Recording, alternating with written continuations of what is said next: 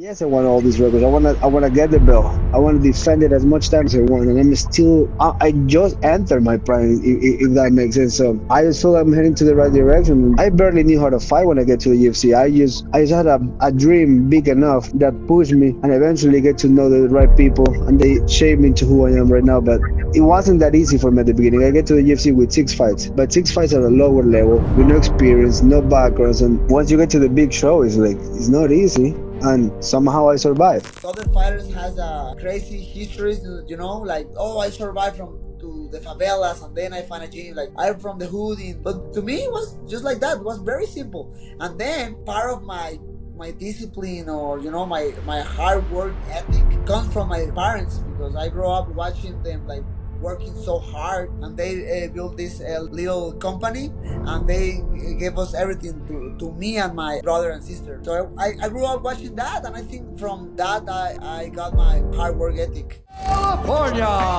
My mom always says, don't sweat the small stuff. You know what? It's all small stuff. Make some noise for Ice. Is this thing on?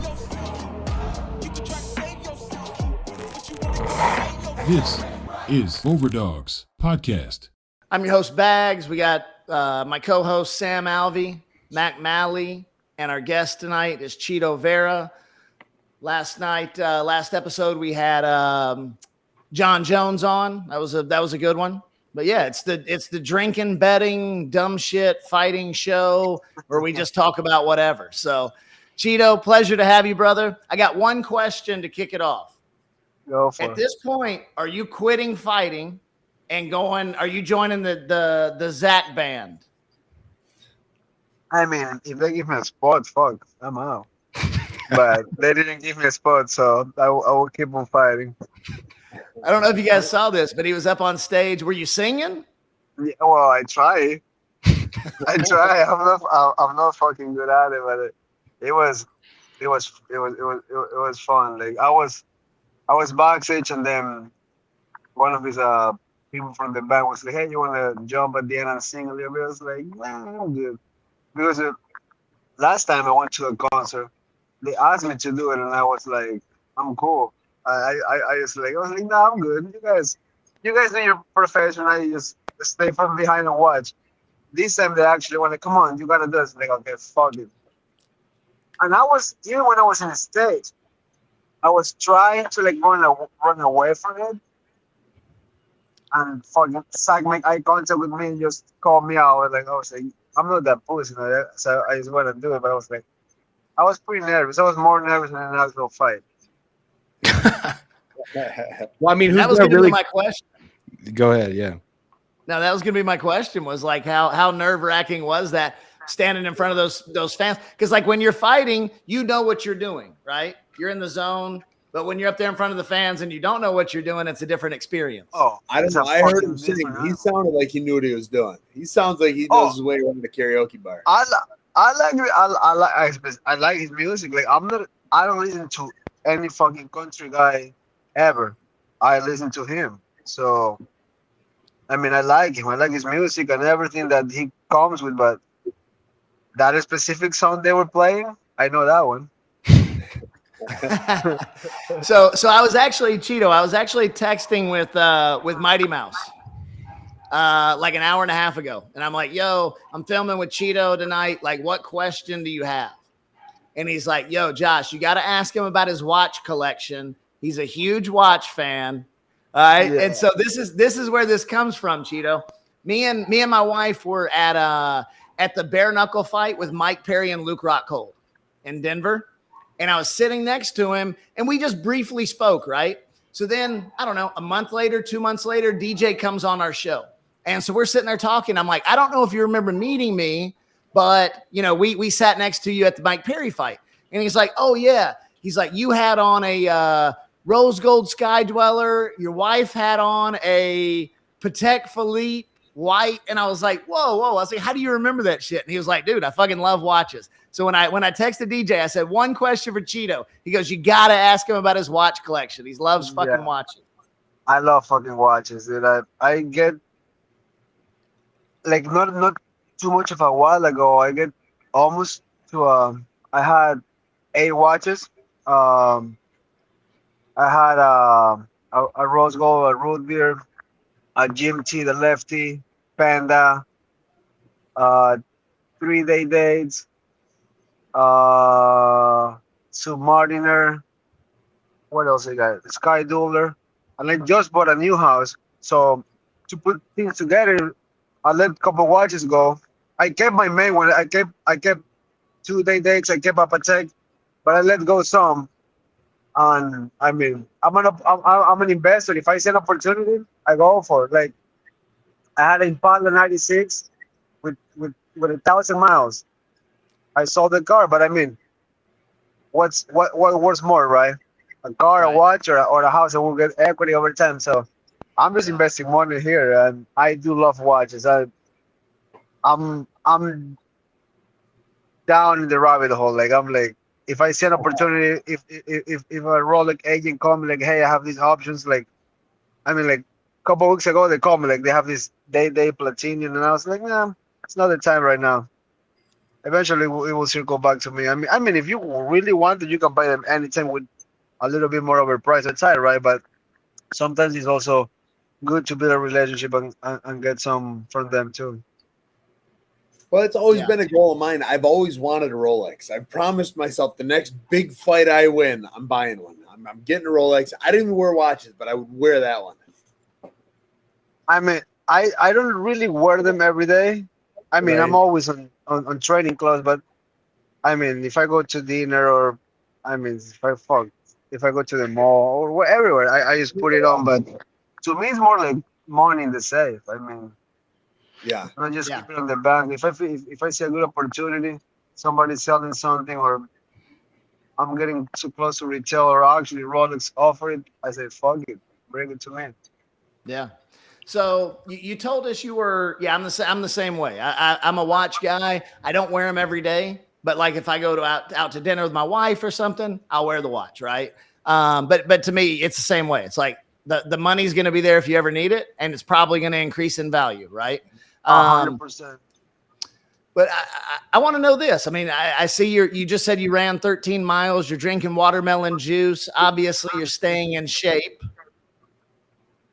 Always in shape, man. I know where we're going. I mean, I'm coming off a win. I've been kicking ass. I've been beating former world champions. I'm right there, man, for a title shot. And I know there's no guarantees in this game. I'm not pushing it. I'm not gonna fucking campaign for it because I'm not a fucking cheerleader. But I mean, next fight is gonna be there's only two options.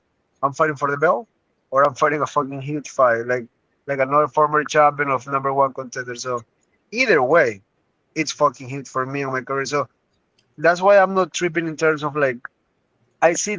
The reason I think like this is because I'm a nerd. I'm always watching him since I'm a little kid. I'm starting. Like I mean, this guy right here. I watch. I probably know more his fights than him himself, right? I'm a nerd. I'm a nerd. I watched every single UFC card, and I wasn't talking about something specific. Like what I was saying, like I know his. I watch his whole career. I watch almost everybody's career because I'm always watching. That's what I was trying to say. Not that I know more than him. He will kick my ass. No, No. not at all. I Not don't at know all. about that. Watch, about watch the fight. I'd watch you. I'd watch it. I know. I'm kidding. Hey, I'm kidding. hey, the way Sam is, he's like, if you want to fight at a catch weight, we'll find it.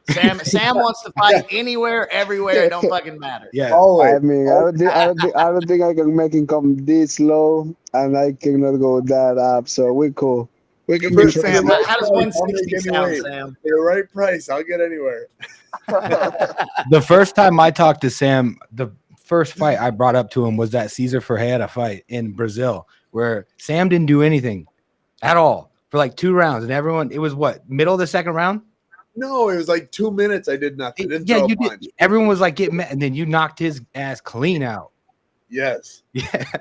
He fights Yeah, like that. He chills, and then just fucking kill you from nowhere. Yeah, but you smaller weight classes, you're hard to hit. You move so much. That's why I keep getting bigger. They move less the bigger they get. That's true. That's true. I mean, yeah, but it also hurts more when you get fucking cleared by a fucking big guy. Yeah. Bigger and older, Sam. Bigger, yeah, and older. It all makes me slower. We're like, hey guys, let's just walk to the middle and just throw hands until somebody goes down. At that point, I got 2.5 minutes, buddy. Let's make it a good 2.5. Right. All right. So Chito, you're cutting weight, you're staying in shape. Sean has already said, I want Chito. Right? He's already said it. It's the fucking fight he wants. It's the fight he wants. It's the fight he wants. He will get it in full, but the thing is, like, he says that I get it.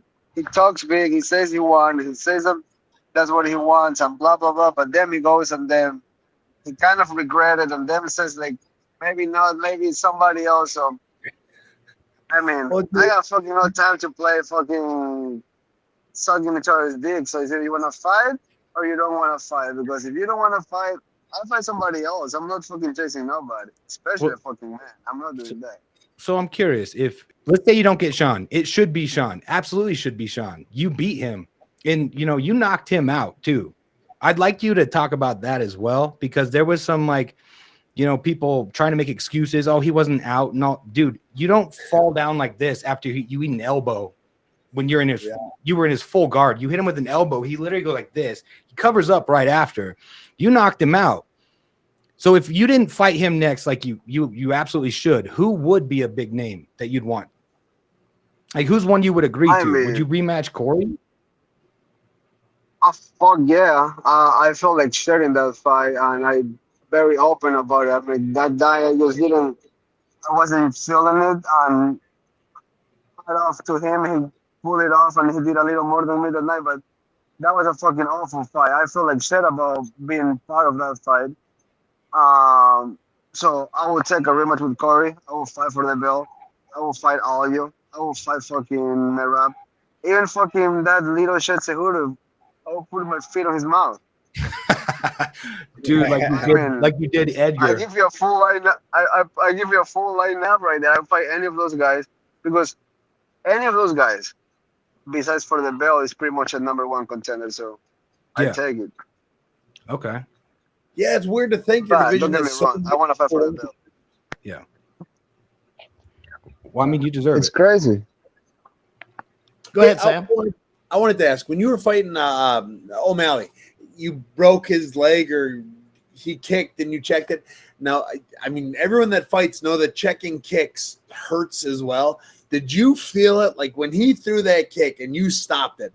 Did you feel it like you knew it hurt him as much as it turned out to have? I mean, you can tell the energy change on somebody when you hear them. You can feel them when they're hurt. That's something that only in the moment of the fight you like. People that say won't see it, but you know when somebody hurt. You know when somebody's like fuck, and you just know. You'll get it in practice every now and then. They'll kick an elbow, or you'll check something. Are you all right? That wasn't too much, was it? That hurts. It does, and it always. And so I watched that kick, and even like sitting on my goes, ooh, that hurt. I think that was something serious. And then they walked him out on a stretcher. Man. You just know. That's what you got to do. You got to walk out on a stretcher. I guess I got this question too, because look, a lot of guys want this fight, right? Yeah. Like, it's the fucking belt. Everybody wants this fight. Cejudo was talking a lot of shit to Sean, right? He was trying to bait him into this thing of like, you're gonna have to fight me because I talk so much crazy shit.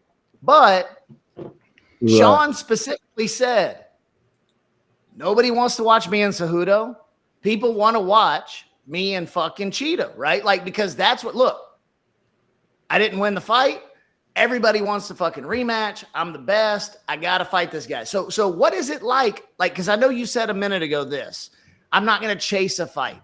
But it seems like when it gets down to this range, right, where there's a few guys that are available to fight, that it becomes this like jockeying match of bullshit to see who gets the spot. How do you play into that to an extent, but not? I mean, I just let them kill each other like fucking brats online. They will fucking go, it's like a cat fight on Twitter between all those fucking pussies, and then I just, you know, I just chill, have fun, train.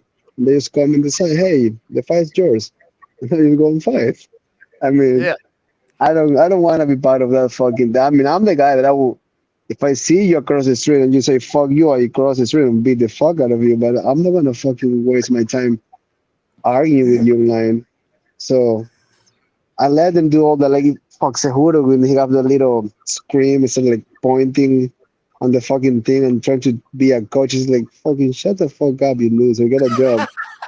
But I mean, I think it's a fight to make. I think the UFC will do it. And if I'm not wrong, I'll be in Vegas probably next week and we will have a conversation to see if we get it, if we don't get it. But regardless, I think business is booming and whatever comes my way will be big. And I saw in order to be a world champion, you gotta will to fight everybody. I mean, I get the business part, I get the tough part.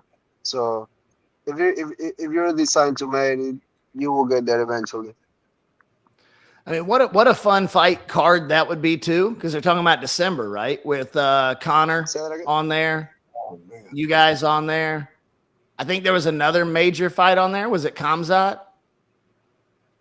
Potentially, Mac. Do you remember?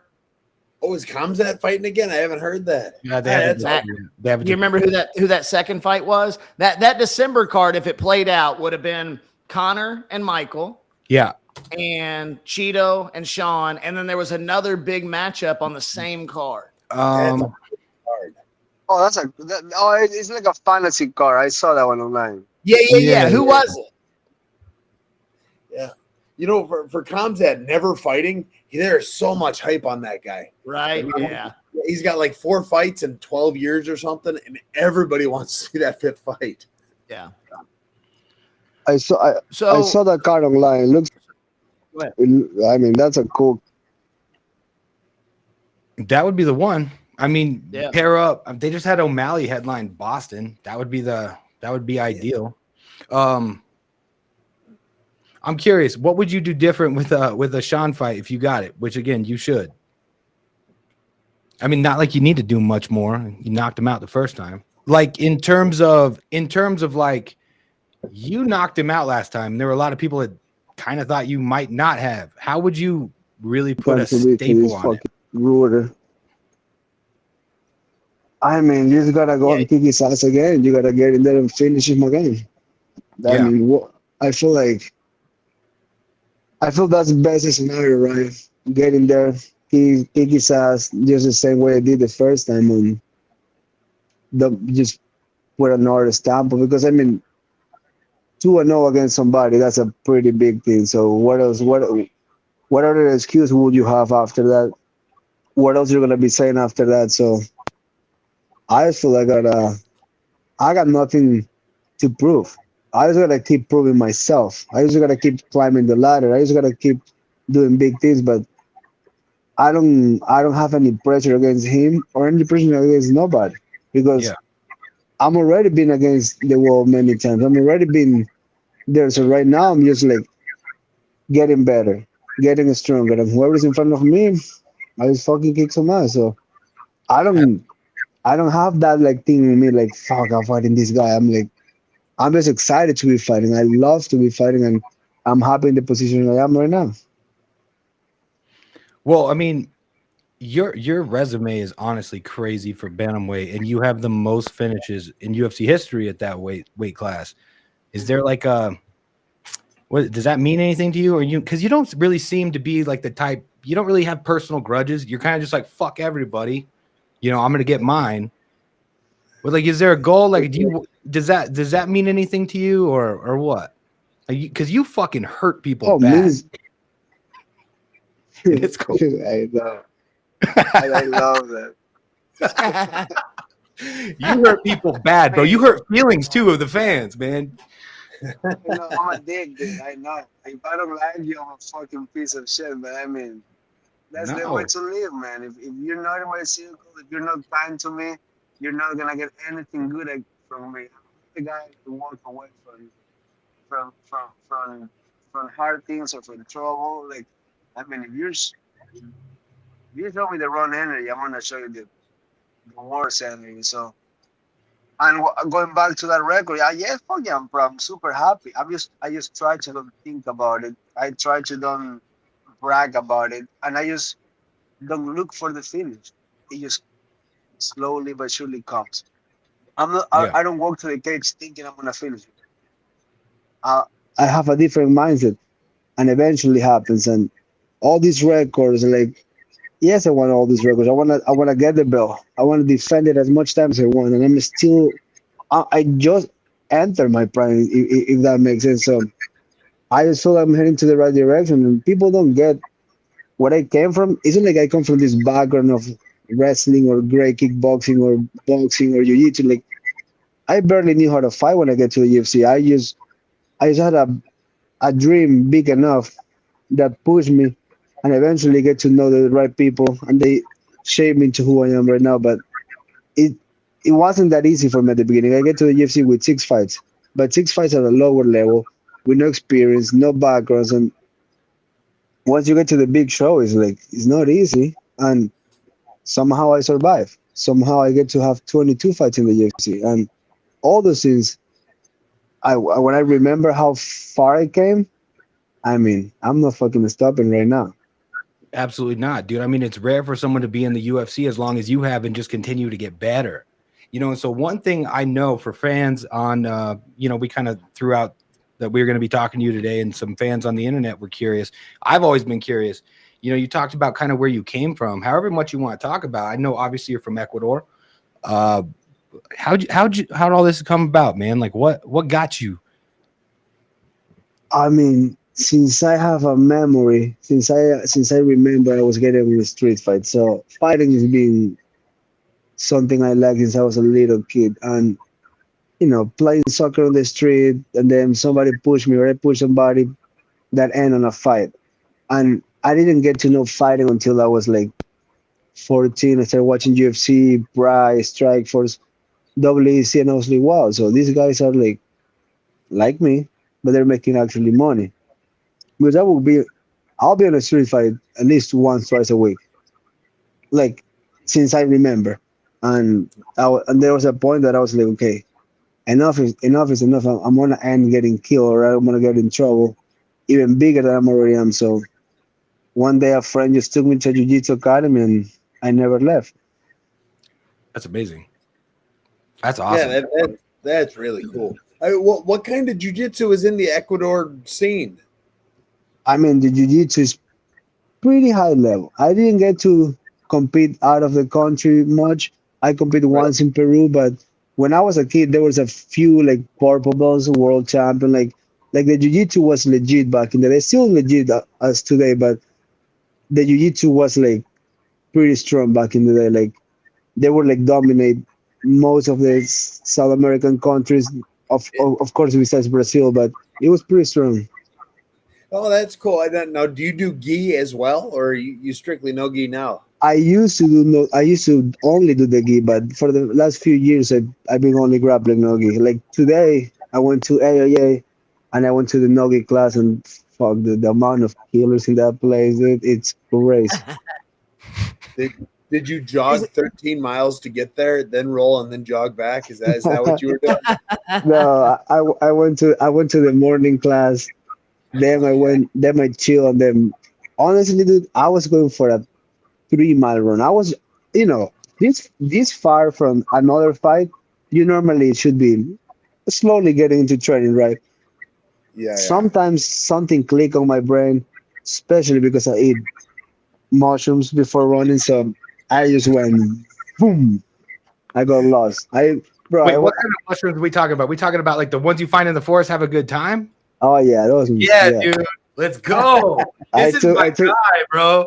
I took half a gram, and I was only doing 3 miles. I swear to God, and something happened, and I just went. Yeah. Those things, that's crazy, bro. That's crazy. Hey, time just gets lost. Yeah, you. I mean, I wasn't planning it, and then something on my brain. It was a feeling. I like to go by feeling. What feels good, what doesn't. And I was running, and I was like, you know what, dude? let's do a half a marathon today. Fuck it. Yeah. Dude, Love it. I take like a half cap sometimes, and you're like, it's just a micro dose. I end up fucking reorganizing my entire house, like perfect. Like, you just get motivated, man. You get zoned in. I feel you, bro. I'm doing my garden right now, right in front of me, and dude, that thing it's pure fucking pure bliss. It's like meditation. I took a little bit in the morning, started digging the soil, mix it up with nutrients, and slowly but surely, in the next few months, I'm gonna have a fat garden. How many fighters do you think also use shrooms? Because I think a lot more people than people realize do. I think a lot of do, but sometimes when I listen the way they talk, it's a little ignorant. Like they don't know what they do, and they're just part of the trend. It's like smoking weed. A lot of people fake smoking weed. Like, you don't have to fake it to be part of a scene. But Yeah. when you ask people like, "Oh yeah, I'm macros all the time," and then I'm like, "Okay, cool. So what you use?" And they have these fucking products that the first ingredient is sugar. I'm like, bro, that ain't much. That's fucking some kid's toy you would eat it right there. But it's I honestly, dude, I don't do it for the fun. Like it's fun and everything, but I really do it for the benefits of the brain Absolutely. and all that because that helps. Like I do a lot of research and I talk to people that knows about it. Of course, you don't want to get too deep in this because you don't want to fucking become this fucking peace and love guy and start collecting. No, I seeds in don't the think ground. you have to worry That's not about gonna that win the way you fights kick either. people in the face. Yeah, no, I know that, but in everything, you don't want to overdo it or go too far. But Yeah. for the benefits that it gets you for the mental health, I mean, this is fucking amazing. And I'm, on my own. I do brain scans and shit like that just to see my health, and I benefit the way I live, the way I eat, and of course the mushrooms. Like I'm fucking very very healthy. Like I literally get back from my run, text my manager, maybe like, hey, send me the link, jump in the ice for 3 minutes, take a quick shower, sit down and talk to you guys, and I was like, brand new guy. Yeah. Dude, man to man strip, I get exactly what you mean. Like in certain things have stigmas on it. People think like hippie, all that stuff. You're pushing all this. I know exactly what you mean specifically about the mental health aspect. There's just something about them, bro. Is The research, just do the research. They're interesting, man. Microdosing can help a lot. And I know exactly what you're talking about. And I reap those benefits myself. I mean, whatever comes from the ground, animals in the ground, I eat those fuckers. Plants, I eat them, I smoke them. I mean, can be wrong if somebody put them in the ground. Like in my diet, in my house, you don't see shit with a fucking packaging label with 40 ingredients. I eat meat, I eat vegetables, I eat fruits. That's it. Hell yeah. That's the way to do it, man. Look, I drink. Hey, I eat agave. Agave, that's your go-to. I mean, you got vegetable. it. Agave. I'm a big fan of romaine lettuce. It helps with my diet quite a bit. Throw a little chicken on top, I'm feeling pretty good. Yeah, it's not bad. It's not bad. I got an off-topic question. Football, you're Go a for football fan, like American football So fan, good. right?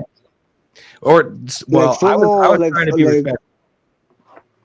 Either one. I don't watch either one. I don't watch either Oh, one, really? so I'm not tripping. Yeah, What about no, I don't waste time. Baseball? Yeah, because I've seen you with a picture with my friend's brother Lorenzen from the Angels. Oh, yeah, that's my homie. But Okay, I so you don't. do Yeah. Oh yeah, he's my homie. Yeah, he's a great guy. Lorenzen. I That's love crazy. that guy. Yeah, I'm homies with his brother, and he told me that you and him knew each other because he'll come down and train or whatever. And I'm a huge Yeah, Angel. he used to come a lot to the gym. He took me and my coach to throw the first pitch for the Angel one. He's a great fucking guy. I love that guy. He's a cool guy. And now he's playing in a different state, so I haven't seen him in a while, but we're still in touch. He's a cool guy. Cool, man. That's awesome. So you But just like without say, I watch no sports. You just let's say you play for the fucking Angels. You're like, yo, you wanna come throw a ball? Cool. Boom. Hey guys, thank you. Bye. yeah. Word. Well, no, I mean, I understand. You just like beating the shit out of people and then watching other people. So I'll just throw one more question here before I'll let them take it. You know, I don't want to take all the time here, but it's interesting to me when I meet fighters or talk to fighters that are really in-depth fans of the sport. It's kind of rare. A lot of times it seems like they're not, and I can understand you're doing it all the time. You don't want to watch. Like, what is it that you love watching about it so much, and who are your favorites to watch?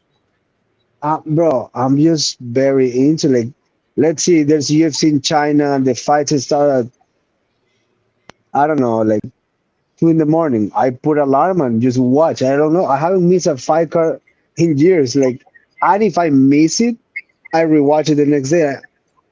I don't know why, but it's almost like I have this obligation to watch and I have fun watching. And I don't know. I just really watch nonstop. I like to watch live. I don't really like to go back and rewatch. I make sure I watch it on time. Yeah, replays suck, dude. Yeah, I don't like replay. Are you the same way, Chito, when you prepare for an opponent? Are you the same way? Because when we had John on, John is very specific about, I watch every combo this guy could possibly throw. I know everything that's coming. Are you the same way with your opponents and the fact that you watch all their tape, or no? No. This is just an opinion from the. I know John person, but he haven't told me this. Maybe because he come from a family of football, and I heard on football you watch tape until there's like you watch. I watch a guy. I watch the last 2-3 fights, and I watch one time, and I don't come back and watch. I just want to have a small read, small memory, and I just make sure I come to that fight ready to fucking die, and that's all I need to know. Interesting. That's the part where that's a great approach. Yeah, I've always been. I watched the beginning of camp, and then I don't really watch much else. I've tried it. What happened? What happened if you see, left hook, right hand at the beginning, and then finish with low kicks, and then you prepare so much for that, and that the specific fact that guy came swinging with like crazy, and then you're like, oh, what's going on? And then you get emotional, you get stressed. That's like you can. I mean, there's tendencies. You don't really change too much, but I will watch the last 3 fights maybe one time, and then I'm like, cool. I need to. That's what I need to see. He's a dangerous guy.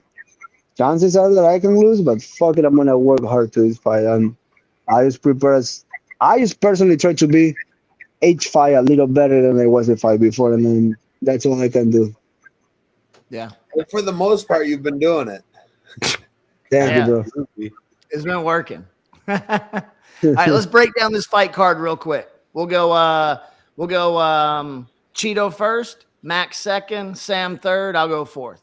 All right. So the first fight on the card is Fernando Padilla versus Kyle Nelson. Fernando is minus 241, heavy favorite. He's gonna knock him out. He's my boy. I know him. We used to train at a different gym. He's a good kid. He works hard. He's tall. He's lanky, and he have some. He don't have some. He have a lot of stamina in his punches. And he's a tough and his game. He's gonna win that fight. That's in the Mexican night on September 16th. Fernando or Kyle? Oh, Fernando's gonna fuck him up. Okay, word. Mac, you're up. The Mexican kid. He's my homie. All right, well, so peep this. I'm not even, bro. I am scared of you because I know you'd kick my ass, but I'm not just gonna side with you because of it. But Kyle is the opposite. Kyle's been around forever, bro, and not a standout. I'm gonna take your word for it because I don't know much about Fernando. Let's go, Fernando. All right, Sam. Yeah, I'm taking Fernando too. Kyle's been around for a while, and I can't say I know who he is. Hit and miss. He's not out in my mind. So I'm taking Fernando, but I really am just following you, Chito, because I don't want you to beat me up.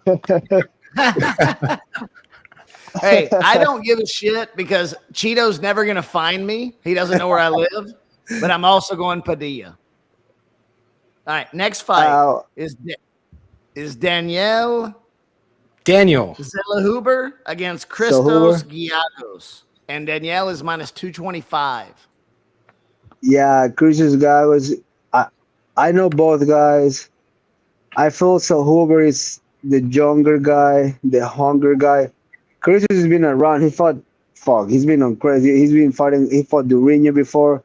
He fought Charles Oliveira before. Like he's been against crazy competition. Didn't win well, but he knows what he knows. He's being in front of good energy. But I might gotta go with Sal Hoover. He's a younger guy and less mileage. So maybe check the Sal Hoover kid. That's dude. The Burns fight was 2014. That's great. Yeah, he's been in there with some crazy dude. Yeah, I'm gonna tail Chito on this one as well. Straight up. and I like Chris, but I mean he's just a lot of miles. I think. Yeah, I mean he's put in like you called it, man. I mean he's Drakkar Close, Arman. He was in there with Arman and Thiago Moises. So yeah, he's been in there with some people. I mean, he's been like, hey, tough guy, come here. Fight these motherfuckers right here. Let's see what happens. Yeah, he'll show up. He's a tough guy. Yeah. So I Sam, tell Chito. Yeah, I'm going to disagree with both of you. I'm going to go with the other guy. Right. Fair What enough. was his name, Sam? You Versus know, yes. The other one. he was the other buddy of Cheeto's. Chito's a bigger fan. He follows the sport. Giagos. Sam's Yeah, going that's what I Giagos. just said. Just said. All right, I'm tailing with the other two boys. I'm going Zell Hoover. All right, here's an interesting one though. Raul Rosas Jr. against Terrence Mitchell. Raul is minus 555, which is a fucking almost a 6-1 favorite, right? Coming off a loss. What do you think, Chito?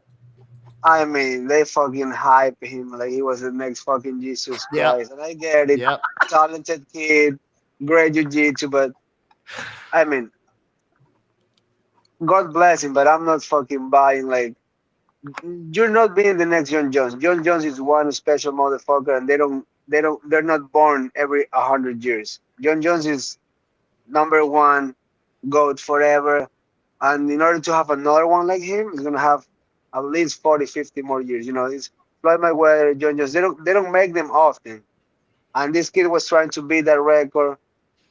It don't happen like that. So I'm gonna go with him because he's probably getting a. I'm a nerd, right? And the guy he's fighting, if I don't know him, that means he's fighting somebody of contender. They will need him to win because he's young, and we all want him to win because he's young and popular. But yeah, I'm gonna go with the minus 600. Yeah, Matt. Okay, so Raul is a New Mexico native, bro. He's from Clovis, I believe, or it's a shit city, bro. There's nothing you do there besides play football or fight. So it makes sense where this kid came from.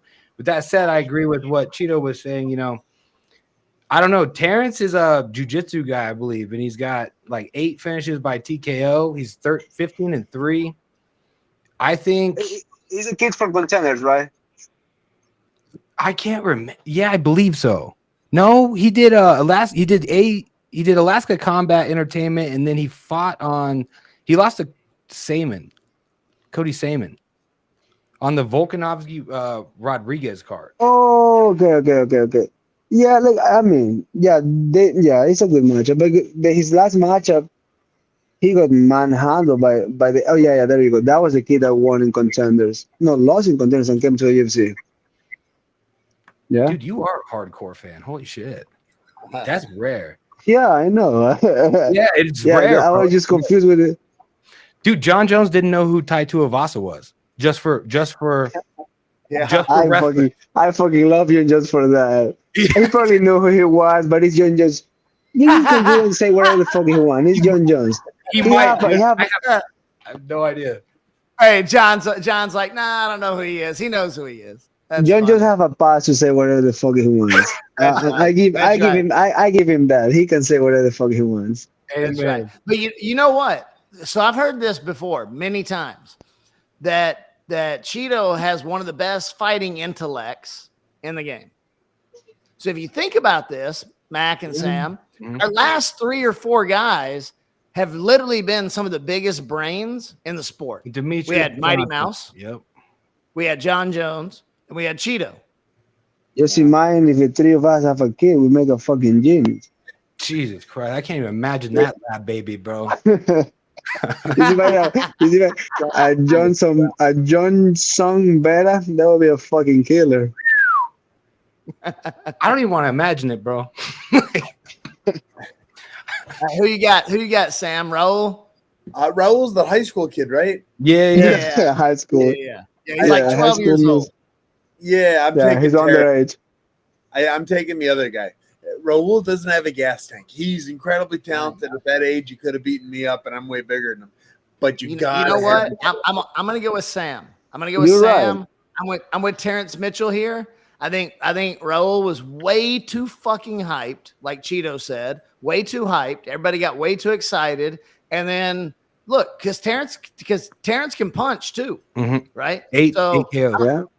I'm gonna go fucking Terrence here, and it may be look. Here's the thing: is if Raul loses here, he's gonna have to go back to wherever he's from and fucking reset. Oh, he's gonna be cut and redo this shit again because he's I mean, you know what I think about, like, when they're really, really young in the UFC is the aneurysm. I don't think your brain can take that, not just the punishment from fighting, but all those training camps. By the time you're 30, you got a fucking million punches in the head. I don't know if that's a good thing. yeah. Like, if you made it that young to the UFC, you know what I'm saying? Like, maybe take your time outside. Dude, only ones that have really done well with it, like Max Holloway, Jake Matthews. You've been in for a long time. I don't remember when you debuted. I was 20. I was just turning 21. So 24 to 10. So you'd be one of them too. I mean, so you're one of the outliers, bro. That like you hit the ground in the main shit and you figured it the fuck out. Yeah. Yeah. I mean, lucky. I always say I was lucky, dude. I don't even think it's as much as the punishment that you take physically as the emotional shit. When you're 19, 18 years old, you can't handle the emotional rise It's a of lot, like man. going to that level. It'll break lot, especially how the media make you this like unbelievable monster, and then you lose a fight and you're like, oh, what's going on? Everybody thought I was a shit. And then you go to your fucking house and jerk off and cry. I mean, it's a tough fucking sport, man. And like my coach, like Parillo says, it's very fucking mental. If you can handle it, you're gonna be here for a fucking short time. Yeah, I agree. I mean, dude, the mental aspect of any sport, especially something where you get locked in a cage with somebody and you have to punch them, like it's high level. So here's one that I really like here. Kevin Holland and Jack Della Maddalena. I'll go with Jack. That motherfucker is a bad motherfucker. Hey, don't get me wrong. Kevin Holland is a G, but he plays a lot. He plays too much. And I think Jack Della in his last fight was a short notice. He looked a little shitty, but of course he looked a little shitty. He's fighting against a guy that got nothing to lose, last minute replacement. And he kind of out-grappled him, but he pulled it off because he hurt him more. He got control on the ground, but he hurt him more in the stand-up. So I say, fuck it. Give it to the guy that is trying to make damage, right? All right. But yeah. That's a tough one. Dude, and there's a reason. Look, the line is Maddalena minus 115 and Holland minus 105. You don't get a more fucking even line than that. Yeah. Both guys very snappy, but Jack Della fucking, when he cracked, he's very tired. How he goes to the body and to the head. I like how he punches, if that makes sense. I'm a fan of the way he punches. That's what probably I'm turning into him. My thing would be on that one, and again, I mean, I'm not just trying those first three. Okay, this one I had my own take 100%, but yeah, I think JDM, Kevin can win. Either one of them could absolutely win, but just like Chito said, Kevin clowns around too much, and JDM doesn't get out of there quick. The longer you're in there with Kevin, the more he has ability to fuck around. Yeah. JDM doesn't get out of there quick, so you're gonna have some moments Kevin's gonna be fucking around, and that's when JDM does not fuck around, and he also doesn't really. He's not gonna gas. Just as he's got a better gas tank than Kevin Holland. I'm gonna take. JDM. You think Holland has a bad gas tank? I don't think it's bad. I don't think You just don't think it's great. All right. he looks tired. Yeah, he's If big. he can grapple. Takes a lot of oxygen to fuel that body. I'm taking Hey guys, Holland. let's speed it up a little bit. All right, I'm taking Holland. You said you like the way Jack punches. I like the way Holland gets punched. So I'm taking Holland. I'm also going Holland. I think he's hot right now. I think he's coming into his own. I like Holland. All right, last fight: Alexa Grasso and Shevchenko. Last on their first fight, I will bet the house on Shevchenko just because how dominant she was, and then the way she lose. I'll be honest, I was a little shocked. I was like, "Fuck, how that happened like that?" But I mean, Alexa's a monster. She can punch. I just didn't saw that fight going like that, but maybe it's like the end of that reign. You know, she was dominant for so many years. She gave the only two really tough fights on Amanda's on when Amanda was on her top. So maybe she's going like not downhill, but I mean, you know, she's getting to an age that she's like, fuck, enough is enough, right? But I would like to go with Shevchenko again, but some that have something the youth might hit on the side of Alexa. So I want to call that an even. I want both to win, so fuck it. I can say whatever the fuck I say. Someone that say that.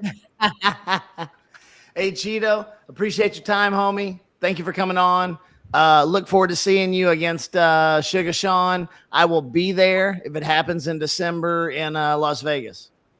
Thank you guys. Appreciate you guys. And sorry for the internet.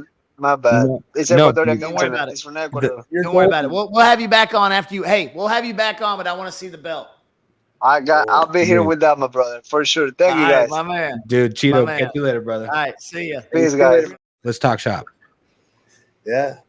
I got big things cooking. September 16th, I'm back in not the cage, the pit. I'm so excited about this pit. You ever been in one?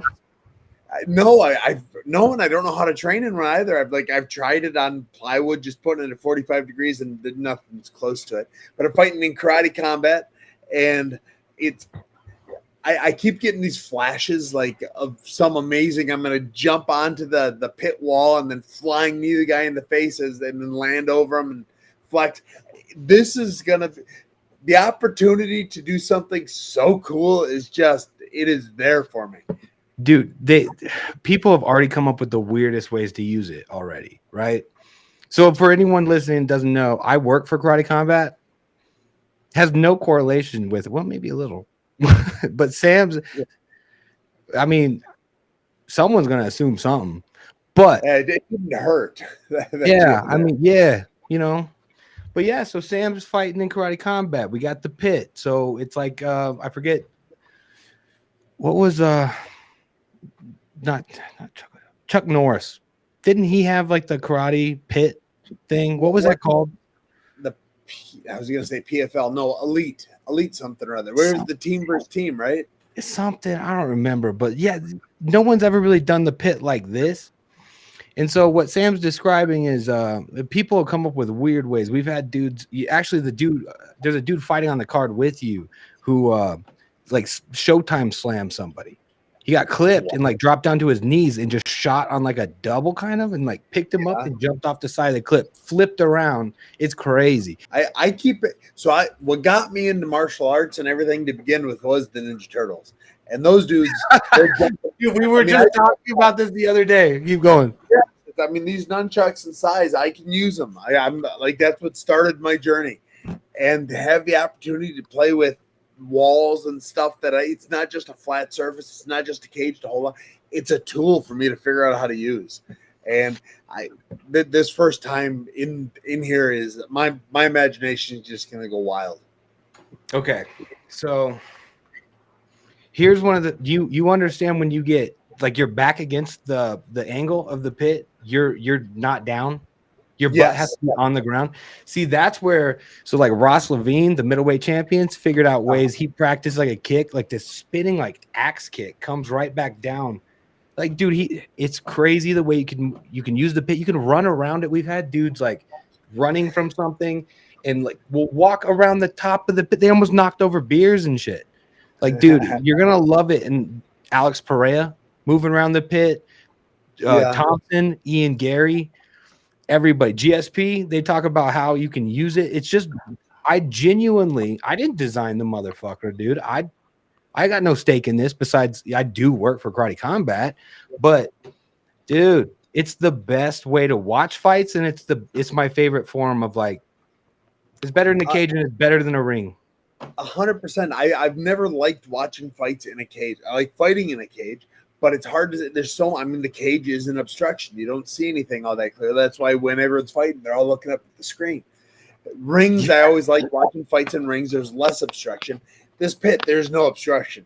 You're like over the fighters looking down. And it's funny, my dad has been talking about something like this for years. He said, I don't know if there's like a glass wall or maybe if you dug a hole and had him fighting there. He's been talking about it for years. So that he had the right idea with the hole.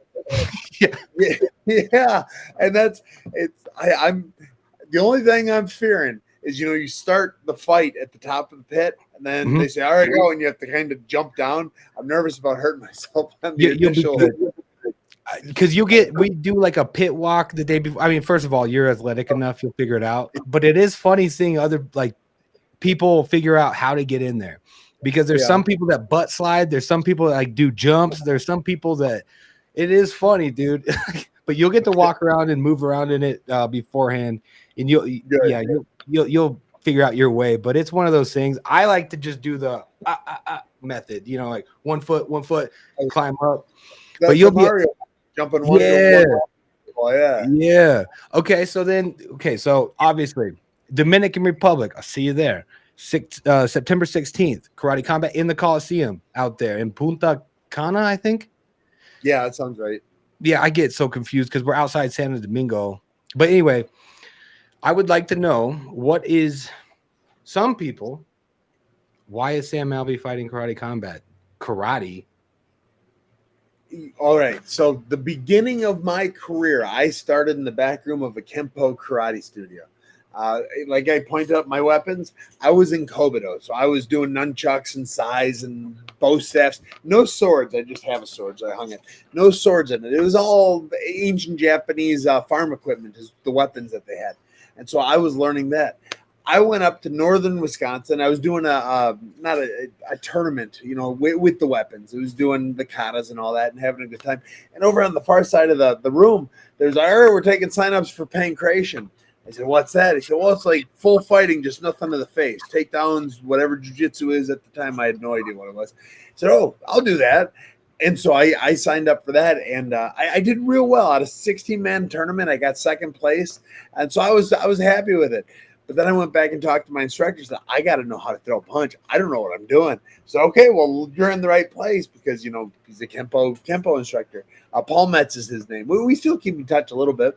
And so for the first 4 years of my martial arts experience, I was in a Kempo karate studio, learning some Kempo, learning how to do it, learning how to punch, how to kick, how to move like a, real Kempoian. Was it Chuck Liddell Kempo? Yeah, I believe so. He had kickboxing or something. Yeah, it's a very defensive martial art that goes to stop the fight as fast as you can. So if you look at Chuck, he is kind of a backup counter striker, and then he has that big cross that comes over the top, and then he tries to finish the fight immediately. It's very similar. We don't fight the same way, like you would know it's his style versus my style, but the way the fights are finished are very similar. Interesting. Yeah. So you literally do have a karate background.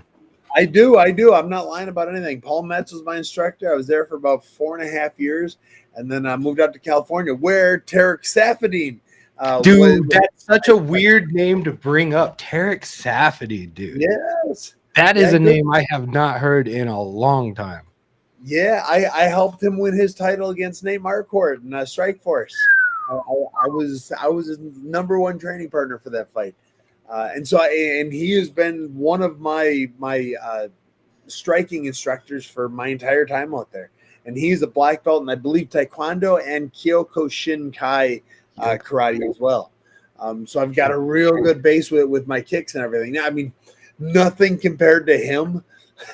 Nobody kicks as well as he does, but I've done a real good job of being an understudy to him. Interesting. Okay. Yeah. So then, my other part. There's a story going around about you yesterday where Bloody Elbow, my boy Eddie, he's a close friend. I don't want him to see this and be like, yo, we're close friends. Yeah, I think so.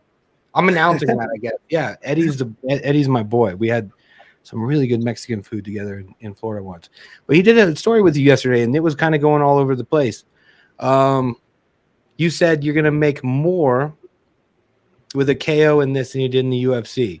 What was the headline? Did you see the headline? I don't want to misquote. My wife told me this. My wife, somebody sent her that, and it is not the case. What I said, and maybe I said it poorly. So Karate Combat, you probably know, but the people watching might not. Karate Combat's pay structure is different than anything I've seen before. So you get your show money, and then if you win by decision, you get some more money. If you win by a TKO, you get more money, and if you win by a knockout, you get 3 times the money that you originally started with. So if you're fighting for 10 and you get a knockout, you'll end up with, I believe, 30 at the end of it. And so that's what I explained. It's cool that he misheard or I explained. But the bonus structure is better than. Yes, yeah. Because I don't do the pay. I mean, I do. Okay. Yeah. The UFC, if you win, however you win, whatever you win, you just get double. You get your win money. Karate Combat, you have the opportunity to make up to 3 times more than you signed on for. So it's really a cool pay structure. I am not making as much as I did with the UFC, but outside of winning the PFL tournament, nobody's going to make as much as you make in the UFC. Fair point. Yeah. I mean, that's one thing I do know. That's one thing I do know about Karate Combat. Like we want finishes, man. We want some excitement. It is the fastest paced combat sport I've watched that I've been able to see. It's faster than wrestling, faster than I had my YouTube channel today. I said, it's faster than just about anything except maybe a Justin Gaethje fight. Justin Gaethje is still faster than Karate Combat.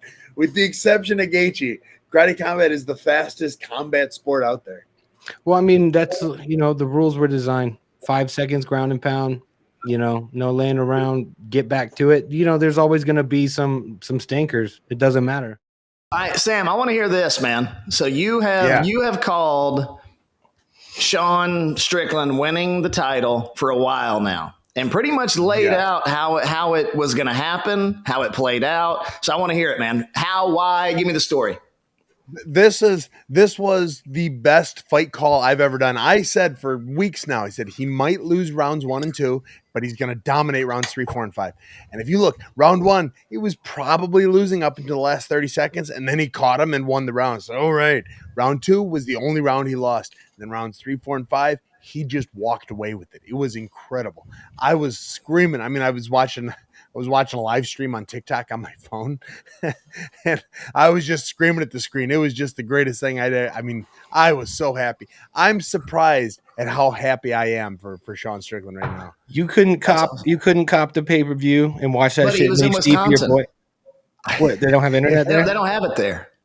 They don't have internet up in Wisconsin. No, I was at a friend's house. I couldn't order anything. I was stuck doing it. So I guess I could have ordered the pay-per-view on my phone. Yeah, but might as well do. Might as well stream it at that point. So were you? I saw a picture with that Ben Rothwell posted. Were you guys training together, or did you just run into him? Yeah, no, I was up in Wisconsin. He's in Wisconsin too, so we swung by. He actually opened his gym up so my wife and I could train with him. So we went and we sparred all Saturday morning. It was my last sparring before my big fight this weekend, and I'm feeling good. He is such an intimidating big fighter. He moves like a lightweight. I mean, he just flows when we're in there. He's hard to keep up with, and yet he's 3 times my size. Well, twice my size. He's a big dude, man. Tall, wide, heavy.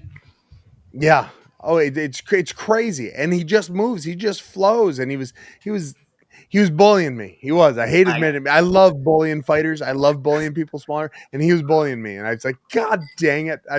You shouldn't be able to do that to me. Yes, I'll say this. He fought on the card with Perry and Rockhold, bare knuckle.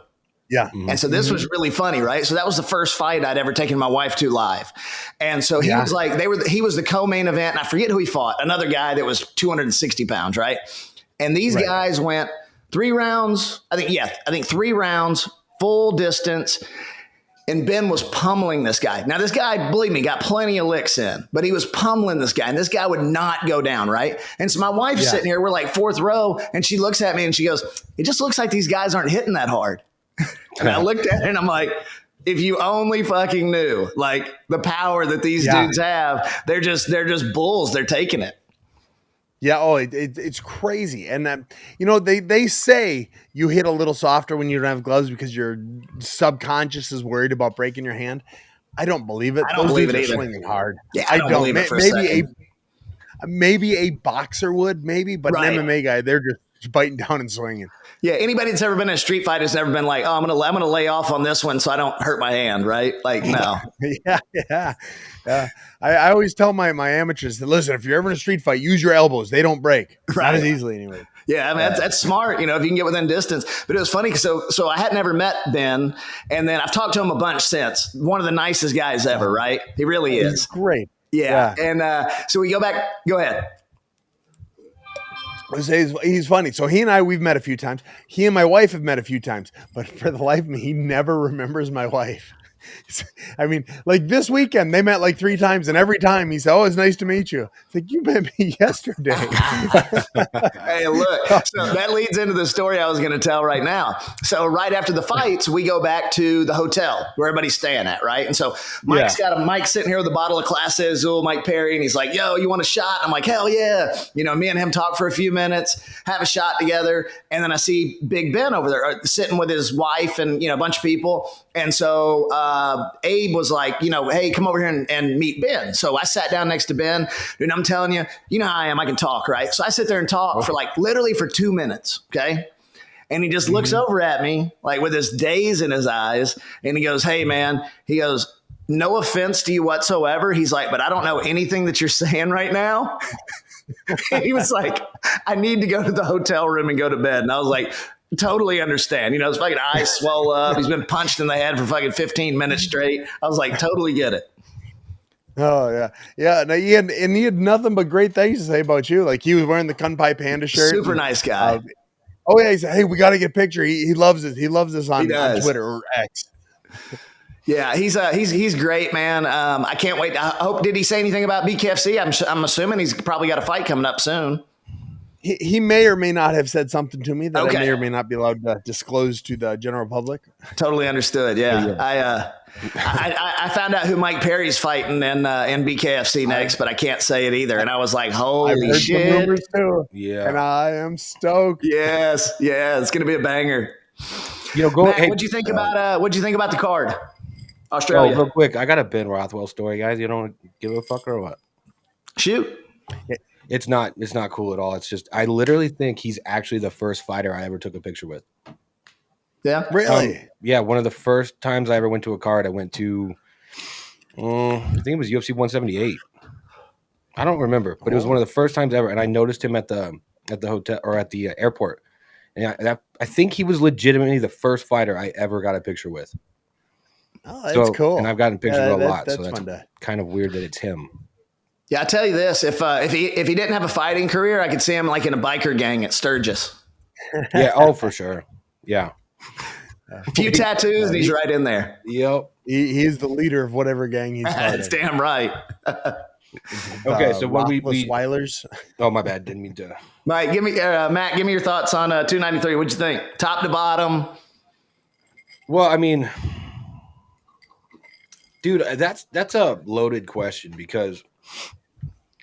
Okay, this is a little bit more than what you're asking, but Thursday night, Lions beat the Chiefs. Okay, then we have Browns beat the Bengals. What's the other big one? Bills lost to the Jets after Rodgers tears his Achilles 4 plays in. and then Sean Strickland beats Israel Adesanya in the least. Like Sam called it. Sam did call it. I People are still sleeping on Sean too. I have told everyone, like, Sean gets kicked out of gyms because he beats everyone up. Yeah. He goes to boxing gyms and just outboxes everyone. He goes to kickboxing gyms and out kickboxes everyone, but usually with boxing. Well, so- He's not allowed places because he hurts all the best they've got, and they can't have that. There's a team of Dagestanis that aren't allowed to spar with Sean because Sean is beating them all up. keep dropping this. Like, fuck what I think about it. We weren't recording when we talked about this at the beginning, right? Oh, no. I wasn't in here when you guys broke down 293 or talked about it at all. Yeah, Sam is obviously really, really tight with Sean, so he can tell us a lot of stuff people would love to hear. So, Sam, just rant, bro. Tell us all these funny stories, like you just said. Tell us some Sean stories. Yeah. Oh, so one of my favorite stories is me and a bunch of amateurs. We were going out to Arizona from California, and it was the last sparring practice before we left. And there was a new guy in the gym, Jordan Durr, I think his name was. I don't remember exactly. But anyways, he was in, and he was just sparring around, and he was sparring with Sean. I was over on the treadmill just kind of watching from a distance, and all of a sudden I start hearing boom, just like cracks over and over and over. It's like, oh God, what's going on? I said, Sean, don't hurt anyone. He said, oh, he said, this kid called me a bitch. And the kid's like, no, I didn't. I said, it hurts like a bitch when you're hitting me. So this kid said, oh, it hurts like a bitch. Sean heard, you are a bitch. And then Sean beat the shit out of him for the next 20 seconds. That was, the story over in Australia is some Australian guy went and talked, shit to Sean right off the plane, and Sean hit him in the stomach and told him to go away. I completely believe it. Anyone that has ever said anything to Sean bad, it's a fight immediately. I mean, without hesitation. Only Sean would get off the plane and punch a guy in the stomach leading into a championship fucking fight like 3 days later, right? Like, that's insane. Yeah. Oh, it's crazy. And he thanked the guy for not pressing charges like later that day. So, oh, yeah, thanks, whoever that was. For I got a ticket for you. Come watch me. Well, you saw, I love Dana's reaction, right? Because one of the journalists is like, hey, Sean's got to be a very unorthodox champion. And of course, Dana's like, yeah, you think? Like, of course he is. Like, very different from what we've had.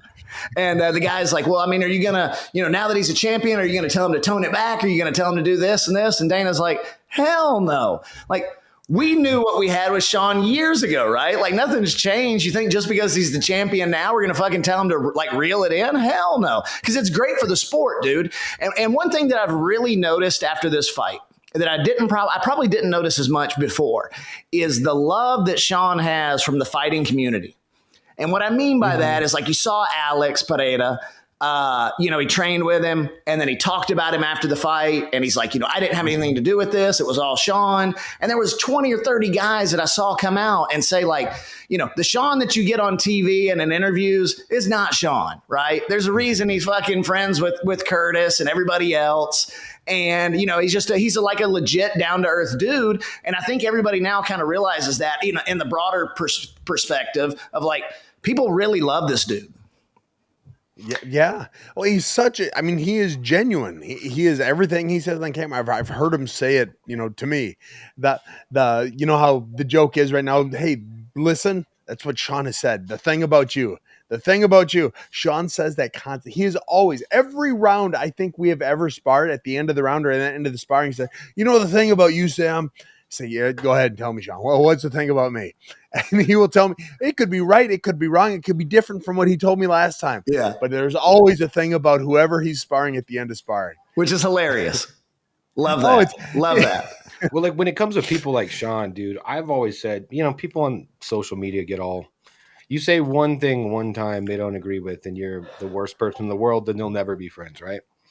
Or never be fans. But I've always said, like, even if you don't agree with everything, he says, or the premise the point he's trying to make, anything like that, I would way rather have someone like Sean Strickland, who, like he'll tell you everything. He's an open book. I'd rather someone like that tell you exactly what he thinks about shit instead of keep it all bottled up. I think that's when you have an issue. And I think he really shone through in the press conference. Yeah. I mean, he did. You know, he said, I'm not going to put it on the floor or anything, but the belt doesn't really mean anything. It's I get to fight. I get to pull myself up. I get to come from where I came and go to where I'm at now.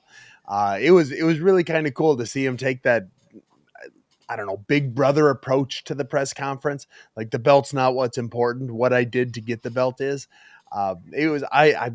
I've always respected him as a fighter and a person, but it's really cool seeing him let it show. I mean, I know he likes to say his words, I'm a piece of shit. I know he likes to say that, and maybe he believes it, but it's not true. And at this point, everybody has to know it's not true. Yeah, it might have been true. It sounds like it was true at one point. Yeah, I'm sure it was. You know what's interesting about what you said too about like the fans loving Strickland and toning it back or whatever. You'd think so. Aljo, Sean, that fight, Sean, obviously one of the bigger stars the UFC has right now, especially to like the younger audience and stuff. His post-fight interview got like 500K or 500K views on YouTube. Sean Strickland, 2.2 mil. Oh, bro, it's crazy. Over Suga, you know what I mean? And he's the fan favorite right now. You know what I mean? Like that's a big deal.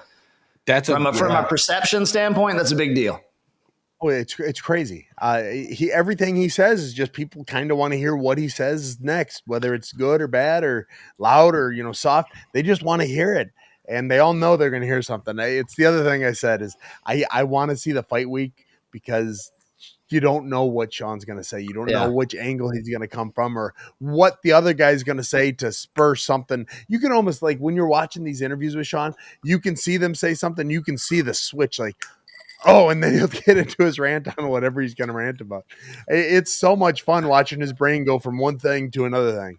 Well, I mean, the thing is like, I'm sure Dana was probably like sweating a little bit. I'm sure he doesn't sweat a whole lot, but I'm sure he's sweating a little bit when Radke comes in and does his post-win speech, right? That was something. Yeah. I'm like, did this dude, and I think Mac had a tweet out. It was fucking hilarious. Mac's like, the only dude that could get kicked off of the UFC in a post-conference speech on a Sean Strickland card, right? Yeah. Like, imagine dead ass. But you may have just done it, young buck. Dude, well, and then it's also funny to me, people go like, oh, why are you so hurt about it? It's like, bro, that's career suicide. What are you talking about? Yeah, it doesn't bother me. It doesn't affect me. It's like for him. Like, of course, like, I don't like people being like, don't be a dick, of course. But, dude, like, what the fuck? Bro, that's just the rules these days. That's literally what society has become. That's just what it is. So, yeah, you walk out there and you say that on ESPN Plus. I don't think they bring him back. Disney-owned ESPN Plus being shown for free to millions of people. And it didn't happen just once. It happened twice. Yep. And then Cop comes in, cool, calm, and collected and gives a great speech. Right. Cop is not from America, though. So, yeah. It's a little bit easier to understand. But here in America, how you think you could fucking do that? Here's what I thought. I'm like, this guy may get what he fucking wants, right? Because Australia doesn't get very many big shows. And if he's calling the pussies down to the cage, he actually might get it. And there's not enough security to stop it. Dude, Australia's like the Texas of the world. Yeah. 100%. Yeah. Well, without the guns. Did you just call me the F word? I'll see you out back. I'll see you out back. Yeah, it was nuts hearing. I mean, two different guys. Now, when I fought in Australia, it wasn't the last time. 2 times ago, Dana White was in the back room talking with us, like he always does, and he said, "Listen, do not say the C word, Australians. I know it's not a big deal for you, but for us Americans, it's a huge deal. It's such a big deal. Dana fucking White is saying the C word backstage to you guys. Do not say it on camera." Yeah, well, so there's perfect insight right there. You can go ahead and bleep this, but is like it's a normalized word over there, right? So like I've got one of my guys that helps run Canpai. I mean, he literally calls us something every morning, and it's just business as usual. It does not mean the same thing it does here. No, it's People not. here hate that word. I don't really care. Yeah. It's such a fun word, though. It's just rolls off the tongue. It's got that hard sound to it. It does. It's an odd word. It's an odd one. I don't really use it. I don't have anything against it, but yeah, it's a weird one. Look, to me, words are words. Who gives a fuck? You know what I mean? Like, honestly, I don't get offended by hardly anything. I don't think most people should. You know, to me, it's like if you get offended by something, it's more on you than it is on the person saying it.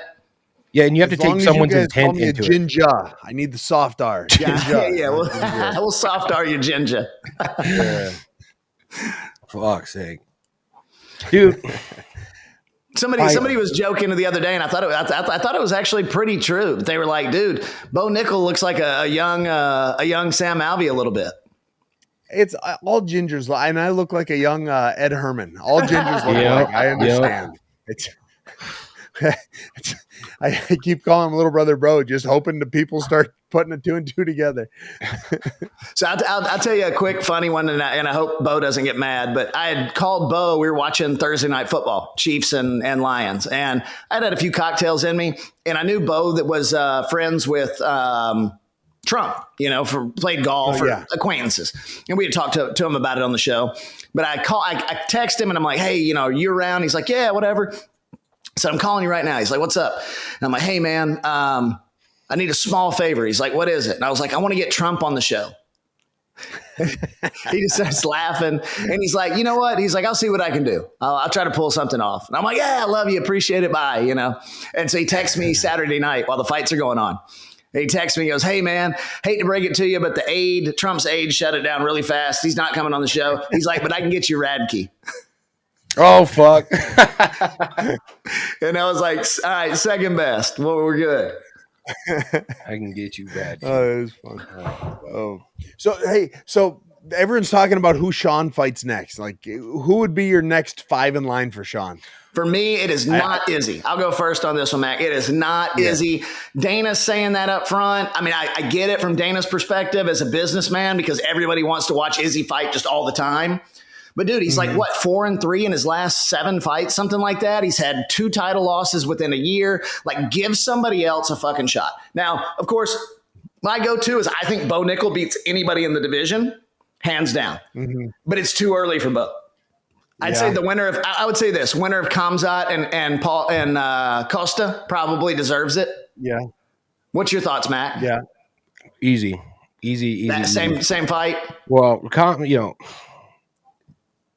if Israel, I think he should take some time off.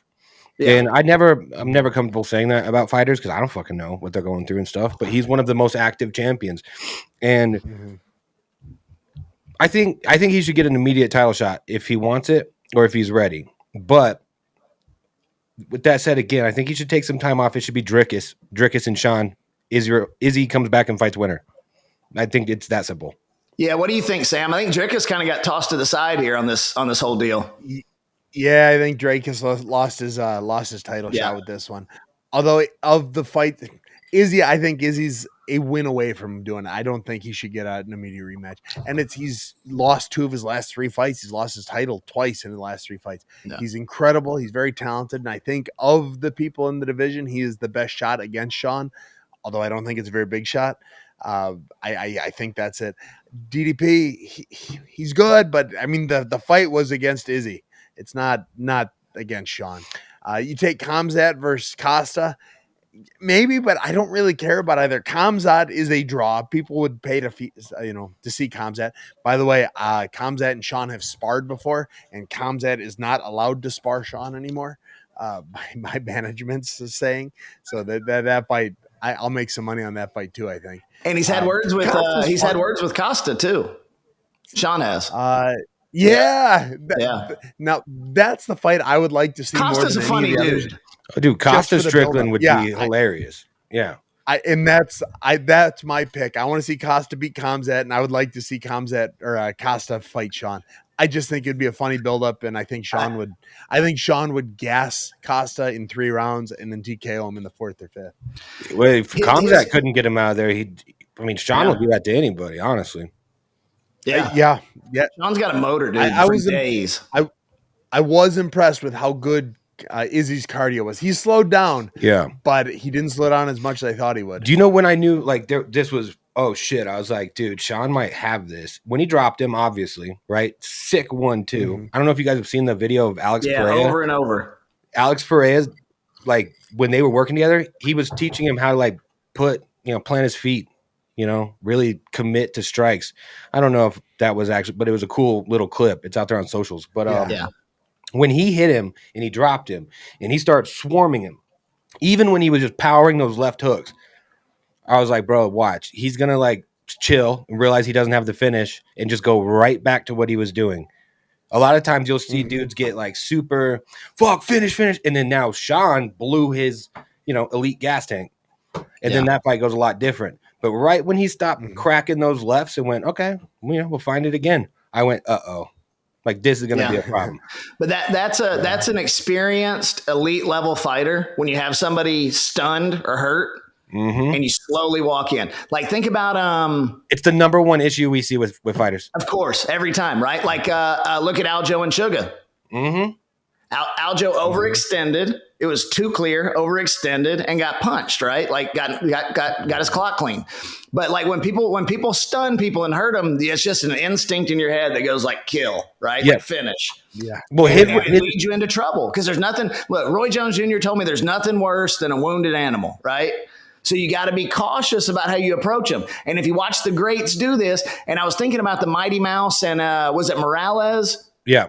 Where he stalks him, he stuns him, and he stalks him down, and then he throws that knee at the perfect time. That's like one of the most beautiful pieces of MMA that I've ever watched in my life. And it's just the knowledge and knowing like how to finish somebody off properly. Yeah. And not blowing your load. We see people blow their load all the time, or what do? You let them recover. And so when do us a huge favor. Do us a huge favor and just stop saying blowing your load. No.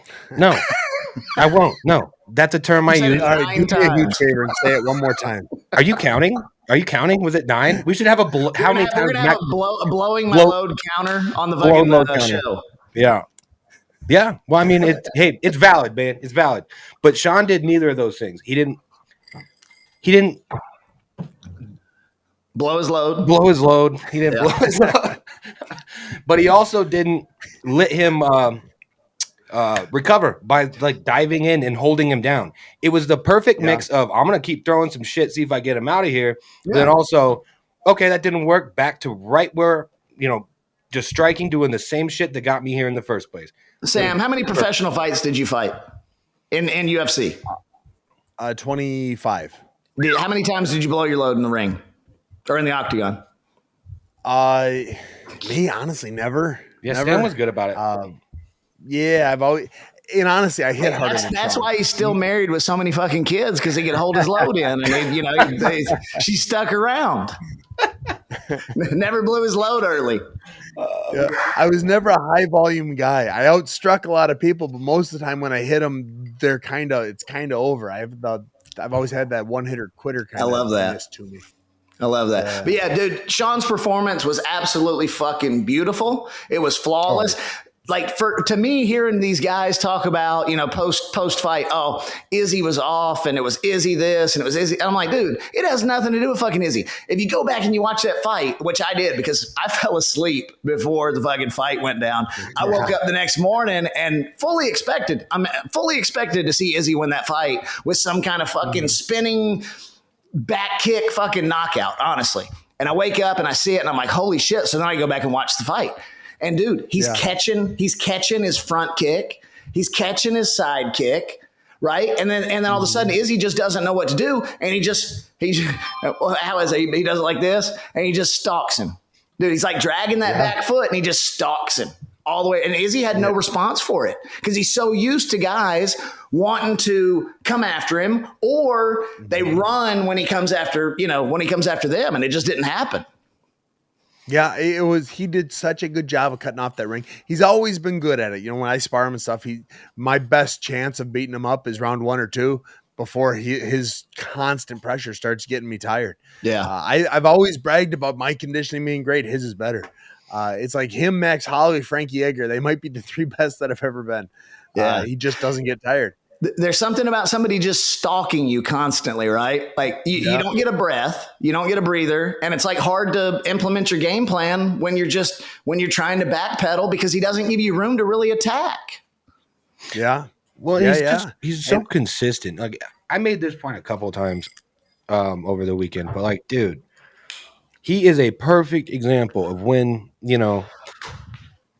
just fundamentals, man. Like I said, in any sport, don't worry about hitting a home run. Just get on base, right? Money ball, get on base. Fundamentals. Same with football. Don't be trying to throw 60-yard passes every time. 6-7 runs on a run, then we'll throw when we get a chance. We break open their coverage, something like that. He is a perfect example of why kids, athletes growing up their entire lives are preached basics. He's like the perfect example of basics work, and he's the best at using them.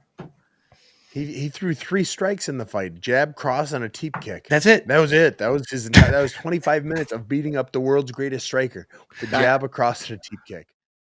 What's up, guys? What's Brandon, up? ¿qué onda, güey? ¿Cómo estás? ¿Qué trance, carnal? Qué bien, todo bien. Eso pues. Eso pues. Hey, what's up, Sam? How you doing, my friend? What's up, man? How you been? Good to see you. Thanks, man. Thank you so much. And I'm Mac. What's up, bro? Huge fan. What's up? Man, I love your sunglasses. Thanks, bro. We need to get you some. You should start rocking some Sucros. You are so much nicer than Sean Strickland. Sean Strickland was on the show, and Sean did not like his sunglasses. Yeah. And Sean made sure he knew. And I didn't take them off either. Yeah, no. That's insane. No, but I mean, it's real. I like your sunglasses. They're cool. Thanks, bro. Appreciate it, man. Well, my day just got better. Hang on one second. I'm not personally seeing Brandon at all. Are you guys? Yeah. Yeah. Oh, you are. We are. Interesting. Yeah. You just got to mess with like the It title. looks great too, by the way. So you're missing out. Yeah, I've got a black screen for Brandon. That's weird. You in your Lego room? Brandon. You have a Lego room, Brandon? I mean, it's the new one. So right now it's like not building yet.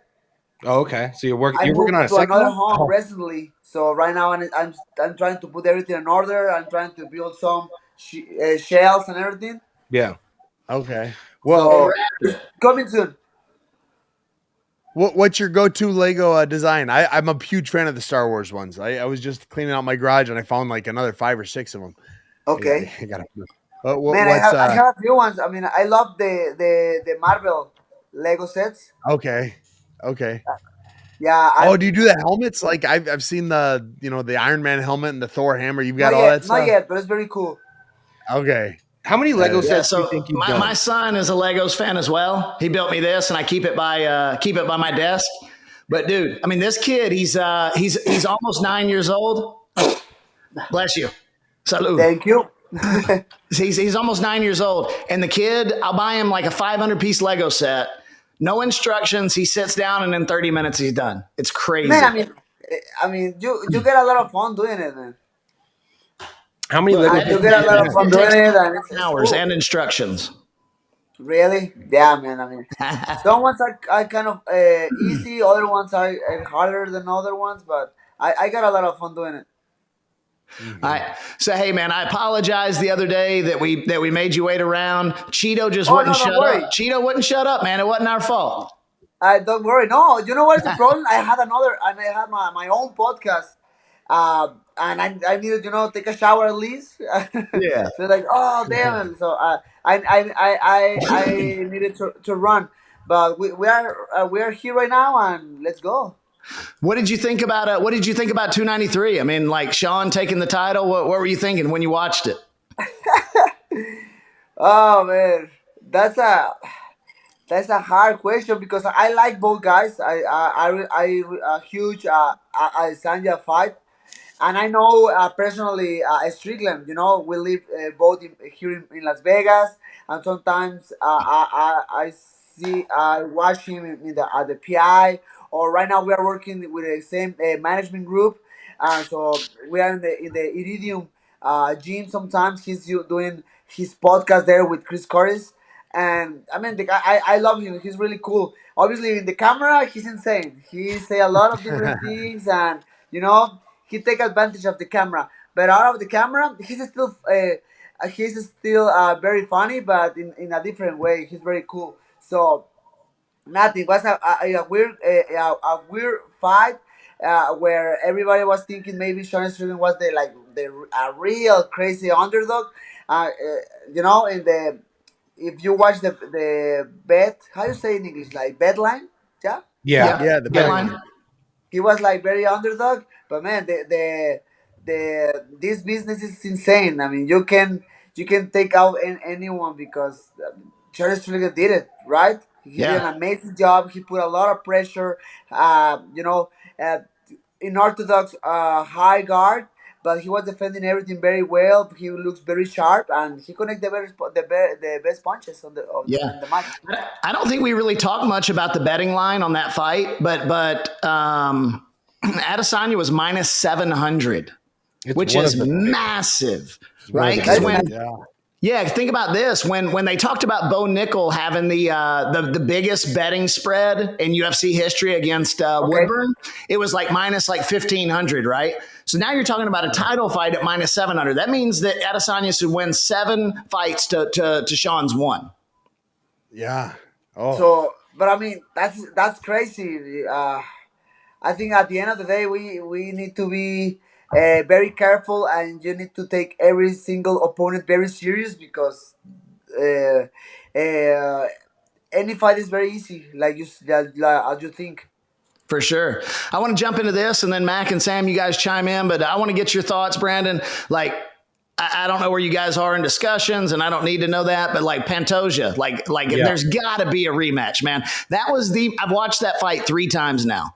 That was one of the most technically beautiful fucking fights I've watched, and it was so close. I had you winning the fight, and I think Mac said he had you winning the fight as well. Obviously, it didn't go your way, but give us a fucking rematch. We got to see a rematch. Man, we need to talk with the boss, right? At the end, they take those decisions.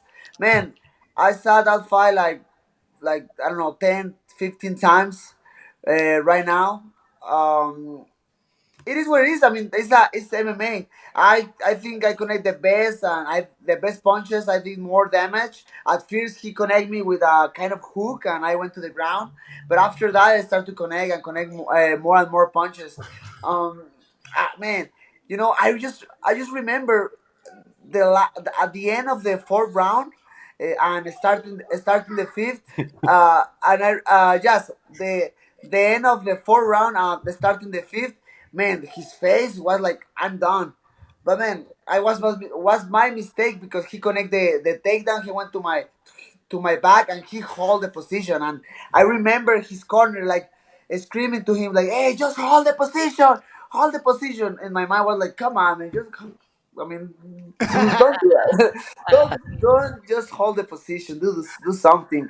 Yeah. But that's the game. Okay, that's the game, and I think that's my motivation. Like, man, I make a lot of damage on this guy. He was almost done. Just I need to fix a little mistake I did, because at the end I made mistakes. I need to be responsible of my mistakes to go forward, and that's it. I mean, hopefully they're giving me the rematch coming soon. If not, I'll be ready. I feel so motivated. In the past I showed to the people I can come back, and this time is not different. And I mean, I know the guy beat me 3 times in the past, and that's a little bit frustrating to me. But I want the goal. I mean, that's it. Yeah. How old are you, Brandon? 29, almost Yeah. 30 in December. Hey, it's all over from there, brother. 30. oh, It's you just- young buck. No, don't say that. I'm Don't kidding, say man. I'm that. 41. You're good. You're good. Yeah, you're But, fine. that's a good mentality, man. That's a grown-up mentality, right? To say, okay, I got to own like my mistakes versus, the judges screwed me or whatever you may want, what people may want to say. It's a good mentality to have. It's a championship mentality. Man, I hate when I don't know. I don't have like a specific name, but I hate when other fighters don't take the responsibility of the fight. Like, oh, the judges, oh, this or that. Man, just swallow it and go forward. And go for the next fight, fix your mistakes, and be ready for the next one. Well, Yeah, I mean, Matt, jump in there, brother. this is why you're one of the most universally loved, uh, UFC fighters by far, and that's I'm not even like capping, like I'm 100% on that. It's because of this. Like I'm not surprised at all if you talk about the fight the way you are right now. I mean, your career has kind of been defined almost by coming back and proving people wrong, right? It's actually Thanks. one of the coolest fucking things. Here's just a little. It's funny. My mom, she actually loves UFC, right? The other day Let's she was go. asking me about some stuff, and I was like, "Mom," she asked if she was a casual, right? And I go, "No, I don't think so." I was like, "Drop me your 5 favorite fighters," because that will tell you. If you go Connor, Brock Lesnar, and Ronda, you're casual, But you were one of them. She goes, Derek Lewis, Brandon Moreno. That's insane. Yeah, who were the others? Max Holloway. I forget the other two, but I was like, that's not a casual Not list. casual. Man, she's a huge UFC fan. Derek Yeah. Lewis, he's very funny. He's awesome. Yeah.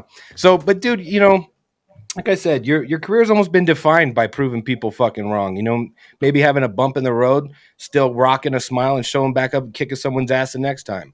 So, like, I mean, I don't know if you have any extra thoughts on that, but like, obviously, Man, I you mean, had the. Go ahead. brother, to be honest, I would love to have this, I don't know, Habib Nurmagomedov career, undefeated, be on the street walking like, hey, come on, guys, I'm undefeated. But it's not my life. It looks like it's not my destiny, and it's just about to embrace that and keep going. Uh, I'm playing in a long term. I was like talking with my head coach, Save South. He's the head coach of Fortis MMA. I was talking with him and he told me that he remembered that because I know it. But just sometimes when you are passing for these bad moments, you kind of forget all the things you pass on the you pass already. So he told me, "Hey man, you're playing the long term. I mean, you just keep going forward. Be focused in the last thing, and everything will be like fine for you because you are a hard worker. And for all the people who's a hard worker, a lot of good things come in the future." Absolutely. A beautiful mentality, man. Absolutely. Thanks, man. Sam, you got anything? As far as far as your next fight goes, I would pay to watch a Figueiredo versus Moreno fight 5. It's Nah, the only don't say five that, fights in Sam, the no. world I would watch. Brandon said No. no. I mean, your first 4, each one was better than the last one. I love that quadrilogy, I guess you'd call it. Quadrilogy, yep. Oh, I don't know that that's a word. I don't know. It is. Yes, we had to it coin sounds- it. it We sounds literally good though, had to right? coin it because of Brandon. Because of that 4th fight, we were like, we've never had this happen in UFC history. So we're calling it the quadrilogy. And then it's funny. Yeah. I mean, it's not funny. You get what I mean. Pantoja, what, you going to fight him a 4th time too now? Like that word was made for Brandon. Yeah. Man, Yeah. if he has the goal, I'm ready to fight against him. I mean, I don't care. I mean, and it's funny because before the fight, all the fight week he was doing like, oh, he's scared of me. I'm gonna be a bully to him. I'm gonna destroy him, like Khabib destroyed Conor in the last fight, whatever. But man, Right. after the fight, man, he's not saying nothing yet, man. Nothing. He don't wanna know about me in a long time, man. So Yeah. Little too I close don't for know, him. man. Yeah. I'm ready for the far one, and man, I'm very happy and I feel very grateful with Figueredo because we both make history together. Yeah. And every single fight, like Sam said, was different, and I enjoyed every Yeah. single fight too much. But to be honest, I was done. I was Yeah. done to fight against him. I mean, the forum was like, man, I need to beat this guy like very Yeah. clear. I need to make a statement because I don't want to see him like again anymore. And a lot of people, I think was like kind of 50-50. A lot of people was like, oh yeah, I can watch these guys fight like every single weekend. And other people were like, man, we are done with these guys again. So to be honest, I was part of those guys. Like, man, I don't want to see him again. So No, I understand that. Yeah. I understand that. I It was do want to see. completely selfish on my side. I just love those fights. Yeah. As the fans, we're like, no, you guys need to do it. Brandon, you have to do it. Another for 3 or us. 4 more times for me. Right? Yeah. No, you have to fight Figueroa or Pantoja because we want to watch it. Let's go. No, man, with Pantoja 100%. I mean, he's the champion, and I have to beat him. And I was like this close last time, like nothing. Just I think just the fifth round was the difference. With that takedown he connected in the middle of the round. He's holding my back, doing like just holding the position. That was it. Yeah. That was it. But I mean that was the difference. I but after that, like thinking about it, like man, I was so close. It is where it is. I got a question. Yeah. Have you thought about moving up in weight? 25? Nah, man. I don't have enough muscle, man. I mean, I'm a skinny guy. I'm a skinny guy. I think I'm a strong guy. I have a lot of strength, natural strength, for the division. But talking about like body, like size, I don't have enough size, man. I mean, if you watch, I mean, Chito, if you watch Aljo, those guys are big. Yeah. Those guys are enough a body. Even Sean O'Malley is not the most muscular guy in the division, but he's like tall and long. My arms are long, but not as Yeah. It's not about muscle. We saw with Aljo and Suga. It's not about muscle, all the time. But yes, body physique matters, weight matters. Yes. Like, Sam's your looking at me like, frame. yeah. Yeah. No, I Sam, mean, weight matters, buddy. when the technique, when the knowledge is the same, all Yeah. those little details count. Well, All right, you so always what do you seem think like about I want to hear this. I want to hear your thoughts on Cheeto and Suga. Man, it's an amazing fight. I think everything is about the styles. I don't have the opportunity to talk with Chito about the fight yet. It's not like we talk too much, but for example, against Sanhagen, he, his style is kind of hard because he switched too much stances, and that can be a little bit confused. He's not, and Chito is not like this wrestler, like put a lot of pressure. He waits and start to go up, and then when he gets his rhythm, he go and start to put pressure, and he has long arms. With the Corey Sanhagen, the style can be a little bit complicated because he doesn't give you the opportunity to how you say to how you say in English, How do you say it in Spanish? establecer, Stabilize. establish your position of your footwork, you know. But with Sean O'Malley, he switched sometimes, but not too much, not like Cody. So that is how, and we see it in his last fight. I mean, that is a fight Chito definitely can win, of course. For sure. You think Cheeto wins that fight? Yeah, I mean, I'm with Chito. I mean, not just because I love him. It's because I think, sinceramente, he can beat him. Yeah. do you think So he you're knocked from, out Sean? where are you from? Tijuana? Sorry, Matt. Go ahead, brother. Do you think there was like a huge argument? It seems like this is blown away over the years and like people just accept it or they don't remember this, but there was a legitimate argument between fans for weeks after the Cheeto and Suga fight that Cheeto didn't knock him out. I said he absolutely did. Dude, he goes, you don't go like this from a shot. Like he went out. Yeah. What do you guys think? It doesn't matter. It's just, 100%. they said it was completely bullshit. He didn't go out. Bullshit. What do you think, Brandon? I understand. I understand now. Like, Yeah, the first fight. so the people say Sean wasn't like fighting. Yeah, they like, said it was an early stoppage. He wasn't hurt. Like he wasn't even close to like out. Man, I don't know, man. To me, it's very hard to believe that. I mean, Sam, you can lie to me because it's the same. Like you don't want to lose. you know, we spend too much time in the gym. We spend too much time like watching the fights or of opponents. Like, it's hard to believe to me, man. Yeah. Yeah. Sam, what do you think, buddy? Well, this is a pretty obviously knockout, right? Yeah, no, he was out. He was out. It might have only been a flash. Yeah, but a flash is right. still a knockout. Yeah, a knockout's a knockout. Yeah. And if the guy's still on top of you, he's going to hurt you. Yeah. Yeah, sir. I mean, Chito has power in the Yeah. moment where he got to get his rhythm. He can defeat everywhere, everyone in the division. So let's see. All right. So wait, you're from Tijuana? Tijuana, yes. So Yeah. right now I'm living in Las Vegas, but I born and raised in Tijuana. Um, I'm not. It was very cool. I mean, I love my city. A lot of people is a kind of scared. More in United States. I got a When question for you about I this. talk about Tijuana, it's like, oh, I mean that is very dangerous. The news say that place is a lot of narco traffic, whatever. Man, I mean, yes, of course, yes, but it's the same. So one guy came with me when I moved to Vegas.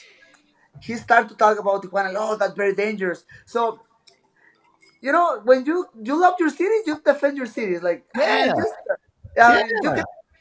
you can send like one or two messages like that, but when you throw the third, like, hey, shut up, my man. That's right. Just That's right. So, ask him about Detroit or Chicago. yeah, Yeah, right. I Detroit, mean, Chicago, Baltimore, Philadelphia. Yeah. so Albuquerque. man, what I say to him, well, like, man, if you wanna find troubles, you can find troubles, like wherever, like whenever, donde sea, Mhm. wherever, If you if I want to find troubles here in Vegas, definitely I will. But and it's the same in Tijuana. Of course, you can find some dangerous places. But I mean, I born and raised in Tijuana. I lived there for 20 something years old, like 27, 26 years old, and nothing bad happened to me or my family or whatever. All So right. I want to hear because I lived in Aguascalientes for yeah, 5 years. okay, that's Yeah. cool. So, Wow. hey, you and I could trade some good fight stories Okay. in Mexico for sure. But give me some good fight. Give me a good fight story in Mexico. Like not in the ring, outside. You got any good ones or no? Oh, give me an example, please. I mean, at a bar. Street Oh, fights. but no, How many street? you're talking with the wrong guy, Zero? man. Brandon I, Really? I doesn't. never I never had a bar fight or something like that. Wow. You've never had You know any what? I'm fight. with you. Not once. Not once have I fought outside of the cage. Seriously? Two Not one. professional fighters, with a huge amount of fights under the belt and no street fights. I don't. Fighting You, hurts. I don't want to do it if I'm not getting paid. right? That's it. That's the most logical thought. That's great. So what was I doing all these years, Mac? Just you're fucking dumb, bro. Fighting Like for you're free. Stupid. yeah, you Because I just was like fighting starting in the shit. bars, not getting paid. I never I went can pro. I can see you balls deep in a bottle of tequila and go just see someone down. Yes. Say, Gassos, what's up, bro? Hey, There it is. And Yeah. He gets Clase halfway Azul. through that. He starts throwing chingasos at everybody. what Bro. is that? Clase Azul, tequila. Oh, it's tequila. Yeah. You haven't had Wow. I Clase went to. Azul? You're a Jose Cuervo guy. Yeah, I'm a man. That I went to Tequila, Jalisco, like Yeah. 2 or 3 weeks ago. That place is very cool, man. It's insane. Like when you watch all the agave field, I mean, you get impressed. Yeah, it is very cool. Yeah, I know more driving around. I've seen more of Mexico than I've seen of the United States. Honestly, Oh, just really? Okay. every weekend we would get in the car and we would drive to a different spot: Guadalajara, DF, San Miguel de Allende, Guanajuato. Didn't matter. Yeah, that's cool. And I mean, Aguascalientes is more in the center of the country. Yeah, I'm from Tijuana. That's completely the north. And if you wanna go to another state, for example, you need to drive too much or flight. yeah, yeah. All right. So tell us, Brandon, like who are some of your favorite guys that are up and coming now? Any weight division, it doesn't matter. Like who do you like? Who do you like that's up and coming? Like MMA fighters, right? Yeah, Yeah. yeah. How big of a fan are you Or outside whatever, of or yourself? whatever. Yeah. Yeah, you have any I mean, right now, taekwondo I don't give a shit. fighters? You're better. I mean, I'm a huge MMA fan, man. I'm obviously it's not like I follow every single fighter, but I mean a lot of respect of I don't know. For example, Max Holloway. I love Dustin Poirier, Justin Gaethje. I love strikers. I'm Mexican. I love strikers. Um, Adesanya, obviously he lost against Sean, but I mean both fighters are amazing. Um, the Mexican crew right now, like Alexa, she's fighting this weekend, or Yo, Jair. The new Mexican fighters are coming. So two guys from Mexico are fighting this weekend. Fernando Padilla and Daniel Hoover. We need to put attention on them. They're good guys. And one of my training partners are fighting Edgar Chaires. He's fighting against a Brazilian guy. I don't remember the name, but yeah, Edgar Chaires. I wish him the best of the best because he helped me a lot in the past with the sparring, with training. So I find this very interesting because you said like I'm not a huge MMA fan, right? I don't follow like every No, fight. no, no. I'm a huge MMA fan, but in general, it's not like I follow one specific fighter. Yeah. But like Chito, for example, when we talk to Chito, Yeah. he knew every one of Sam's fights, right? Like he like that's his thing. He loves it. So outside of fighting, I know you got Legos, but what else? What else are your hobbies that like you love? I mean, obviously you got your family, you got your kids. Oh man, so obviously my family is my number one thing. Normally weekends, if we're not go to, I don't know, to the movie theater or some restaurant or some park, we stay on home like watching movies or in the pool, But after that, I love to collect things, man. I'm a collector. when I was when I was a kid, so you live in Mexico for 5 years, right? I don't Yeah. know if you eat like sabritas. ¿Sabes lo Yeah. que son las sabritas?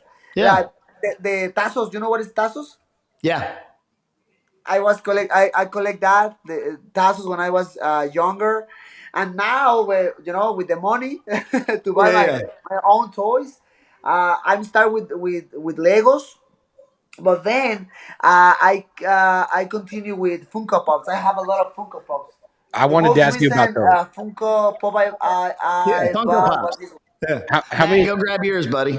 I fucking have too I many. have this one. I bought this one. It's Let's cool. go. Okay. How many?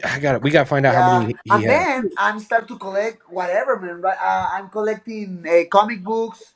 I have like sports jerseys from soccer, from American football, from hockey, basketball.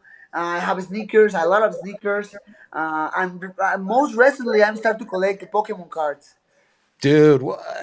I Okay, fucking this is love this this is the guy. fun stuff everyone wants to know. Look at mine. Like this is the cool Let stuff. me see if I can move my Yeah, camera to yeah, show. move it. I fucking love this guy. I'm telling you right now, like the genuine like joy you don't Yeah, see you very see, often. I don't know if you can see it.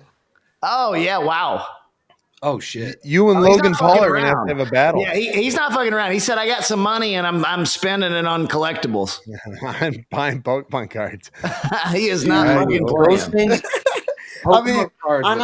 I'm trying to, I'm trying to be very smart with my money. I think I'm doing a good job with that, but at the same time, I don't know, man. I try to keep my mind focused.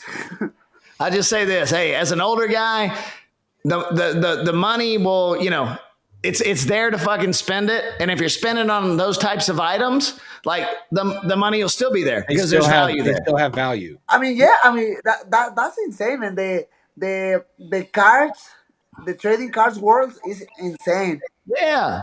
Baseball It's like cards crazy I too. can blow it on a bottle at the club, right? Mhm. I can spend $1,000 at the nightclub, or I can spend $1,000 on a Michael Jordan jersey, right? Yeah. That Michael Jordan jersey might be worth $3,000 in 5 years. And you're not gonna piss it out later that night. You're not pissing it out in the bathroom with a hangover. Wow. 100%, I prefer to buy the Michael Jordan jersey. Yeah, 100%. No, What's estás the- crudo. No, no me gusta. What's the most?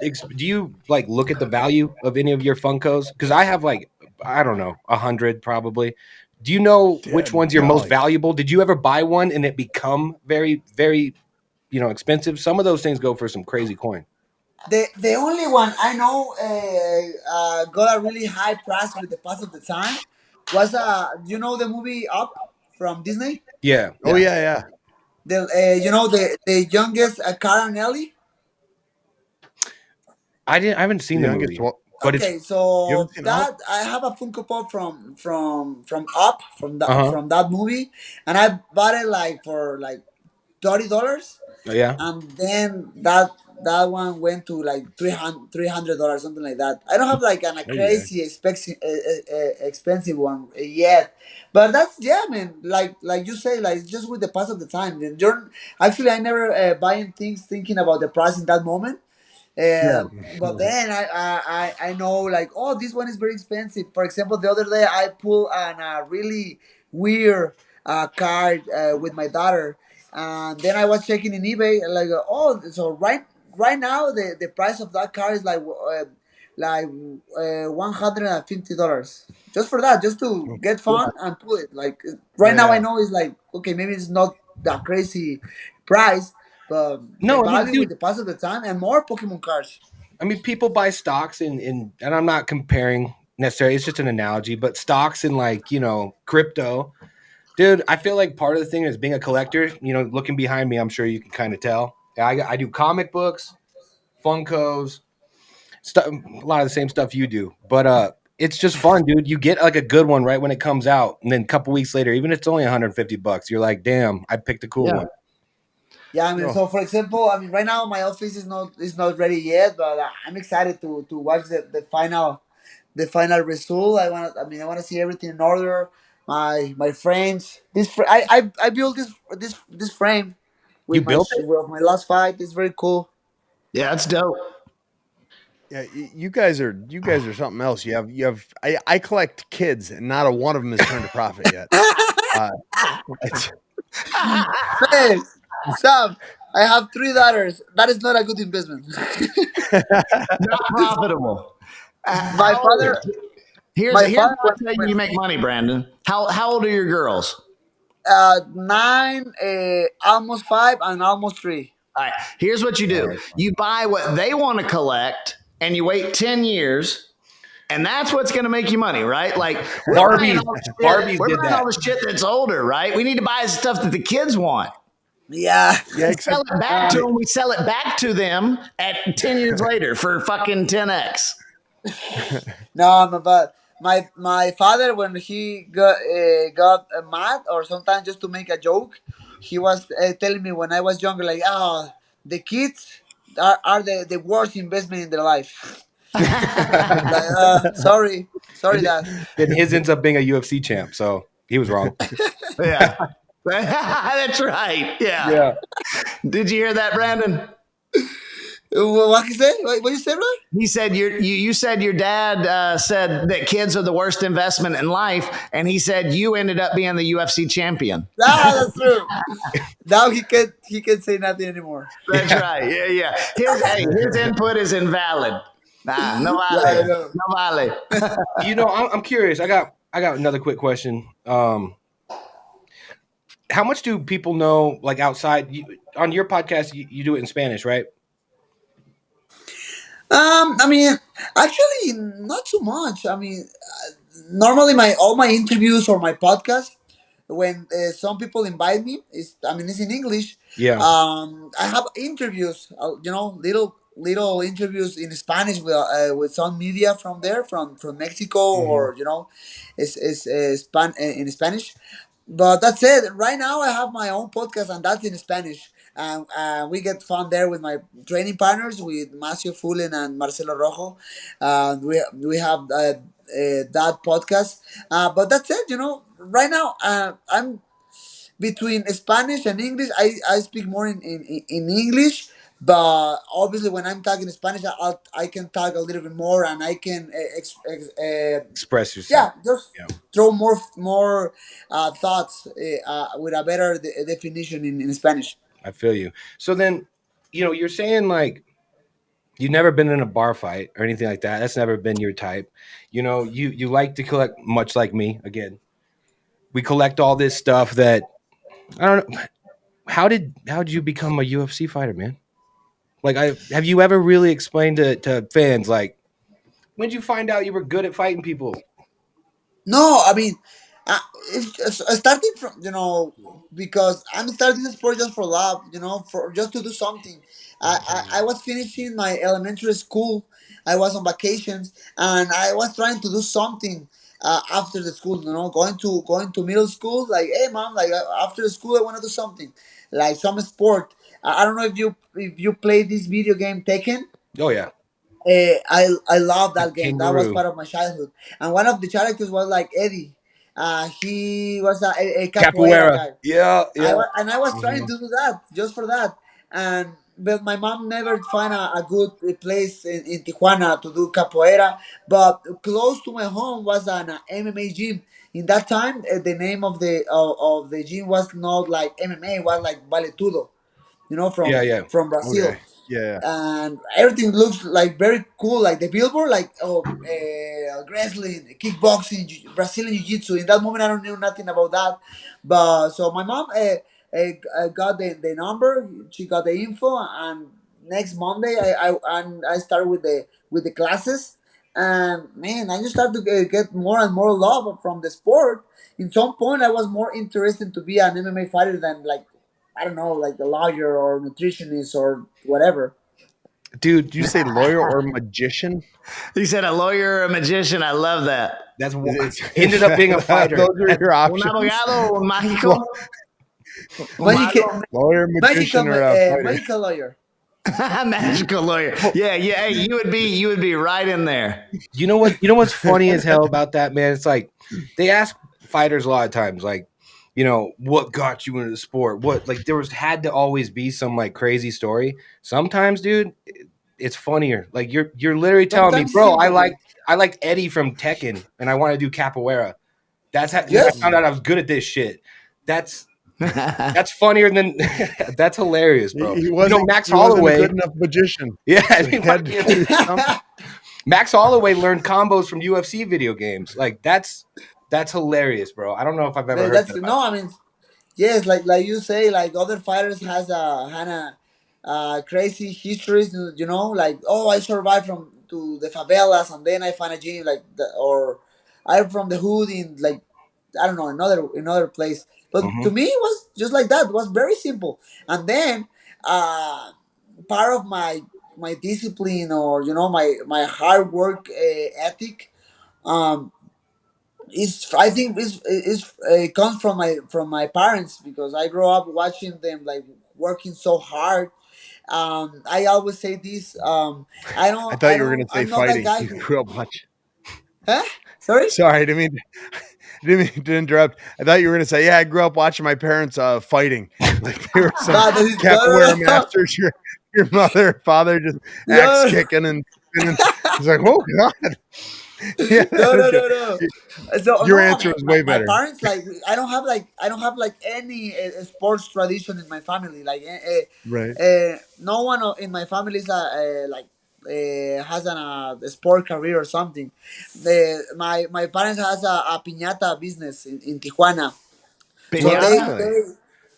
they make the piñatas in Tijuana, and they sell it in the San Diego, Los Angeles area. Gotcha. Okay, there's Yeah, Oh, something that's funny very and there cool. because, dude, I mean, what do you do to those things? You beat the shit out of them. So there's some tie. There's some tie to all this. Yeah. Yeah. Yeah. so So Brandon probably tested all the pinatas He growing was up, a few using those ones, as heavy bags his whole childhood. and that's how his fighting career got started. yeah, I mean, a few ones, and man, high quality, I promise. High And quality. Hey, Brandon, plug the What plug? website. Do they still make pinatas? yeah, they Hey, what's make the piñatas. website? Let's sell some fucking pinatas.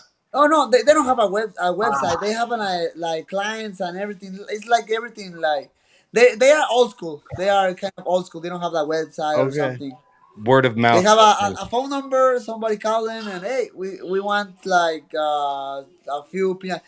So they sell like como en mayoreo.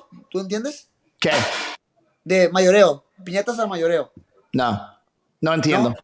So they go to some store, like a huge store in Los Angeles, for example, and they sell like 50 Oh, piñatas. like wholesale. Okay, wholesale. Yeah. They don't sell like one or two Yeah, piñatas. yeah, yeah. So Oh, okay.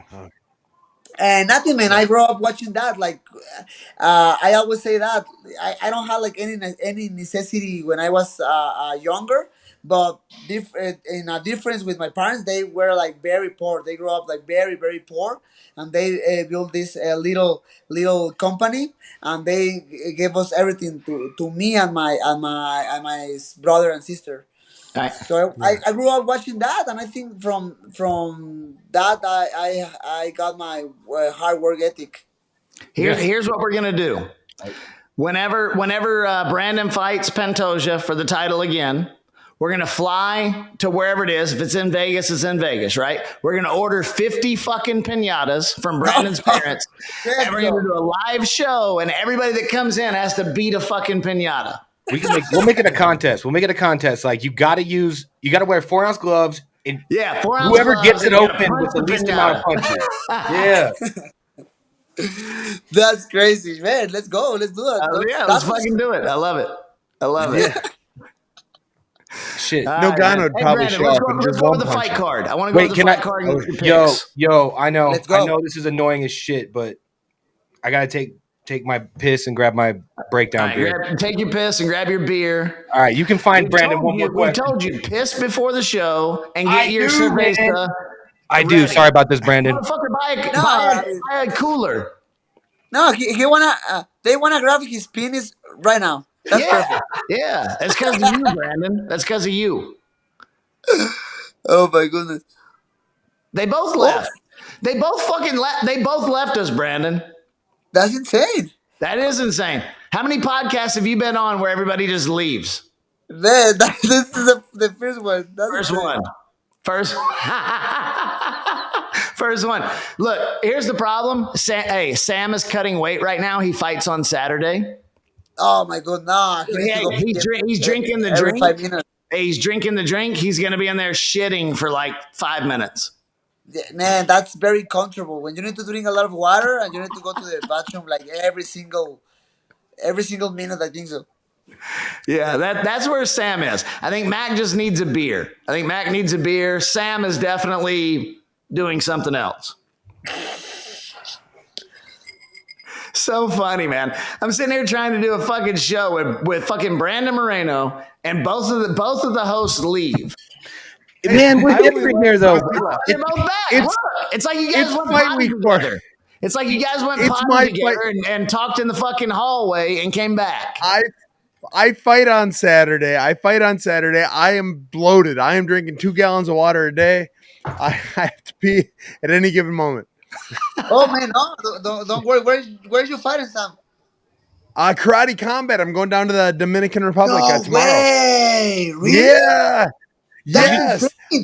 Have you seen Karate Have you Combat, watched Brandon? it before? I like the plot. I mean, I love the stage. Looks so different. Yes. You should see where we're doing this one. I work for Karate Combat. You know the too. rules and everything or no? Yeah, I could tell all. I work for them. I know most of the rules. Most of the rules. Saturday, won't we, Sam? Yeah, I figured I'd figure it out when I got there. All the success in your fight, man. That's crazy. Yeah, I call it. I'm in the DLC part of my career. I'm just doing everything. Hang on. What is DLC? Like add-on. Downloadable content. I've beaten the game, so now we got to do all the side missions. It's side quest now. Yeah, so I'm gonna bare knuckle at some point. I'm gonna night fight at some point. I'm karate combating now. I'm taking the karate combat serious. I'm getting the title. I mean, this time next year, I'm gonna have that gold belt. You can do it. Yeah. Man, You said that's knife crazy. Con un cuchillo? Knife fight, Sam? Is that what you said? I'm in. No, he said night fight. Everyone can take it in. He's talking about those night fights like K1. K1 has like those. I thought he said knife fights. I'm like, damn. No, Sam- night fight. Sam's Like not you wear a fucking suit of around, man. armor. He loves those night night fights. Sam is fight. not fucking around. Suit of armor, sword, the whole 9 yards. All right, Brandon. Let's do this card real quick, and then we can keep going. All right. All right. We got Hernando Padilla against Kyle Nelson. I already know this one. I got to hit the Lupita Godinez fight I first, go bro. with Fernando. Kai Nelson has a lot of experience. He fought like in 2019 against another Mexican fighter, an ex-training partner, Marco Polo Reyes, and Kyle knocked him out. He has a lot of experience, but man, Fernando looks so sharp in the last fight, like with really good accuracy, with a lot of precision, good footwork. So man, I go with Fernando in this one. All right, bet. Daniel Zellhuber against Christos Giagos. And Danielle is 13-1. Christos is 20-10. Fuck, man. I mean, I'm with the Mexicans. Yep. No, Giago. you know what? That's the thing. So Christos has good striking and has good takedowns, but man, Daniel Zellhuber has insane takedown defense, and he's very tall, and the sprawls and how he can do the wizard, and he can put that very heavy his hips. He's really good doing that, and his strike he's improving his striking with Jorge Capetillo with my boxing coach, and getting an amazing rhythm with his hands. I think the fight he lost in the UFC when he made his UFC debut, the nervous, and the other guy has a little bit more experience, and the other guy was a kind of uncomfortable because he was like touching and go, and Daniel was trying like going putting pressure. But right now he's getting a better look in the octagon, and I'm going with Daniel in this one. All right. Here's an interesting one. Raul Rosas Jr. against Terrence Mitchell. Raul Um, coming you off know, his first loss. so watch Terrence Mitchell. He was in the Ultimate Fighter 24 with me. He was in the same team. We were part of the team Benavides, and as a person, he's amazing, man. But I know very well Raul Rosas Jr. He's tough. I know he come from a lot to lose the last fight, but man, he's very very tough. He just need to improve like all the MMA game. Sometimes he get a little bit frustrated. He's not connecting the takedowns very like easy, but he's evolving too much, and man, he's like 18 years old. I mean, he Yeah. has all the time to evolve his game. But right now, I mean, I think Raul is gonna get the victory in this one. Yeah. I mean, impressive young kid. Very young. Impressive to be in this spot at that age. Also, Yeah. a lot of pressure. He was literally still in high school when he won his Dana Yeah, White. but man, I mean, that's the thing. He made his UFC debut. I mean, first of all, he fought in contender series, and he looks amazing. Then he made the UFC debut, and he looks amazing too, getting the real naked choke in the first round. Amazing transition to the back, a lot of pressure. The second one, his opponent, what's the name? Rodriguez something. I forget his name, but he fought against this kid who is like really good. I know him. I saw a lot of fights of him, Oh, and he's Christian really good. He Rodriguez. has a really good experience. And Raul get a little bit frustrated because he wasn't able to finish the fight in the first round. But man, I think it's just experience, man. I think it's just experience. He needs time, but he will be one of the best in the future. Yeah. I mean, yeah, I don't think anybody disagrees, but damn, to be this impressive at 18, 19 years old is crazy. Man, insane. I'm excited about this next one. Kevin Holland against Jack Della Maddalena. Oh my goodness, that one is tough Great because fight. both guys come from really good moment. Um, Like Kevin's surging so right now. Kevin Holland lost against Hamzat, but after that he won against Poncinibio, and I don't remember he has another fight. Yeah, who did he But He beat just beat in Miami? Chiesa. yeah, that was Chiesa and that was Pam. in Miami. I remember Yeah. because I was there in the Spanish broadcast. Yeah. Man, he has an amazing range, a really good precision, really good pressure. He knows to move in the angles, but at the same time, Jack de la Madalena has an amazing currency game and a really good precision too. And that one is tough. I don't know right now. You asked me a really good question. Yeah, that's a good fight. If I want to put my money in some guy, I mean, I go with Kevin Holland just for the experience, and because he has a little. I think he has a little bit more fights than Jack. I don't remember well, but Yeah. I go with Kevin. Same. Yeah, Jack's 15-2, Kevin's 25-9, so quite a bit more experience. Yeah, Wow, but I mean, Kevin has more I'm not fights than I surprised if thought. Jack win this fight because he's No. really good and he's at a good moment. Absolutely. All right, here we go. I don't know who he's going to take here, but we got the fight: Alexa Grasso against Valentina Shevchenko. Oh my goodness, man, that fight to me is hard to try to talk about it because I know both girls very well.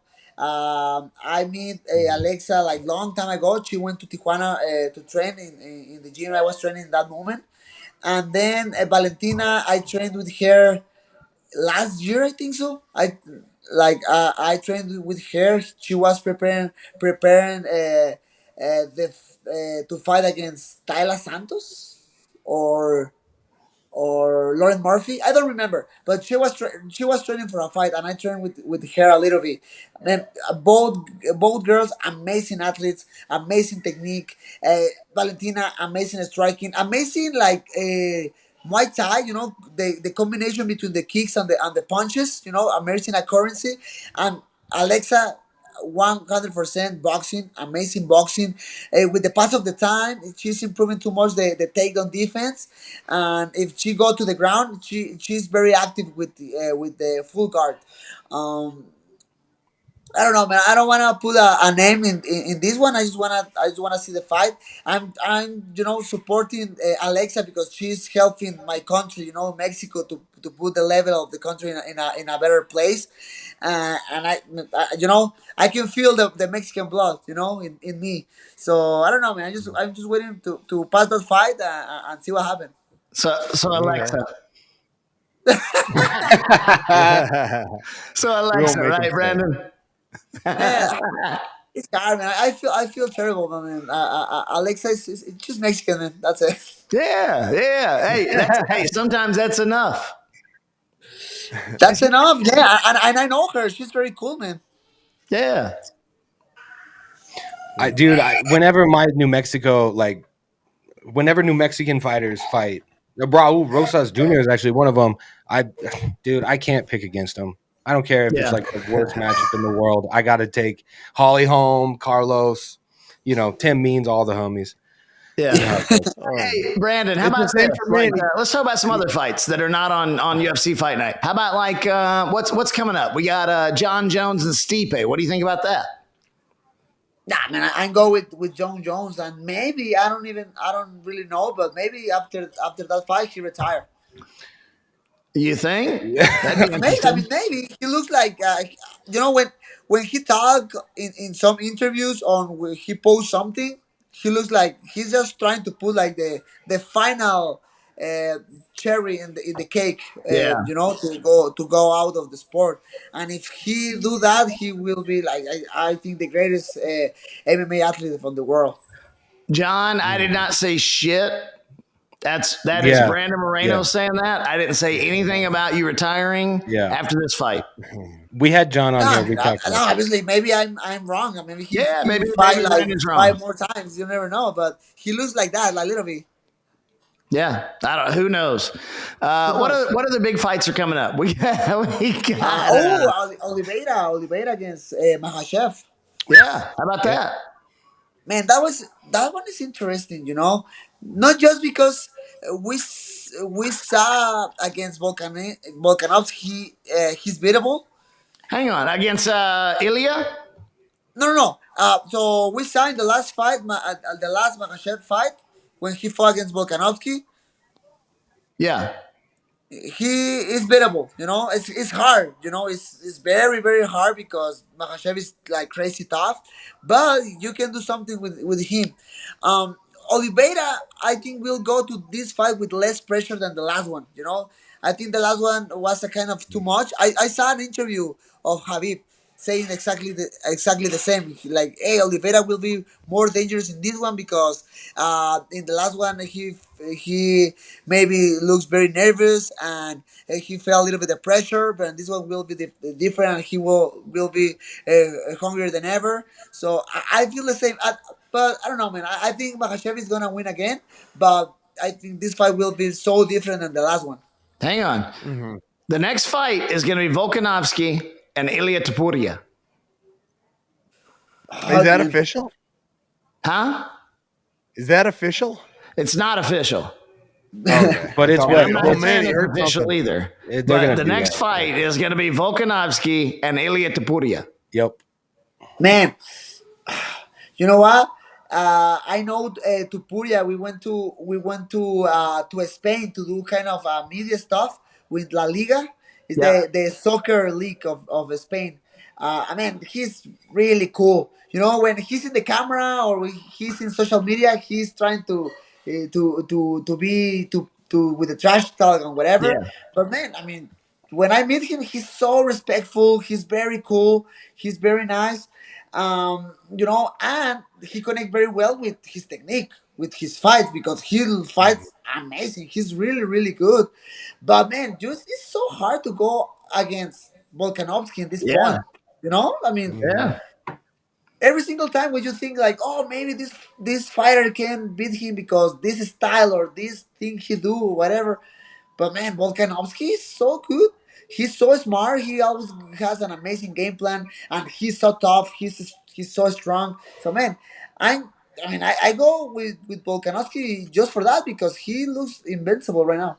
Yeah. Volkanovski, to me, out of all the champions, Volkanovski looks like the most dominant one outside of John Jones. John Jones at heavyweight looks the most dominant, but probably Volkanovski second looks the second most dominant in a very heavy division.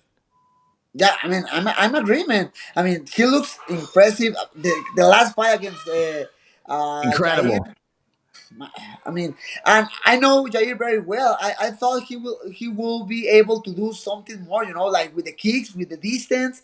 Jair, his kicks, my goodness. I mean, all the power Yeah. of the world. But man, Volkanovski, a lot of pressure, a lot of angles, and then fixing some things in the middle of the fight, where it's kind of hard. Yeah. What about who else is coming up? We got what the fuck is going on with welterweight? Did we just decide to dead. not fight welterweight fights anymore? Is that No, the deal? no one in the top 10 right now is scheduled to fight. Has fought in 6 months. Well, no, 6 months. Vicente Luque. Besides that, I don't what? think. Fought against Rafael. Yeah. Like, what the fuck is going on? Honestly, Dana. Colby's Dana. just give Colby the shot. Everyone wants it. welterweights because Yeah. it's a great division. Like, all right, so say the next fight is I think probably the most probable one is like Leon Edwards and Colby Covington. Probably. Yeah. Oof, that one is very cool, baby. Un cargador por ahí. Ahora. Oh, Sorry, guys, but my phone is almost die. Almost died. Oh shit. that's okay, Oh, I brother. gotcha. You know what? Let me bang out some questions from Twitter for him real quick. Rapid right. fire. Let's All get right, go these ahead. because these are funny because we can get All right. people to drop us some more questions like this. So Brandon, tell me when you're ready. Okay. All right. So how many Funkos do you think you own, like in general? Like just a guess, or if you know. How many Funkos? Yeah, over or under 250. Thank you. Oh, I think it's over 200. Mm-hmm. Almost 300, but I don't think it's I don't think 300. But the Okay. over under is 250. Over or under? Yeah. Yes. So Yes, people are gonna bet exactly. on it. 250, under 250. Yes.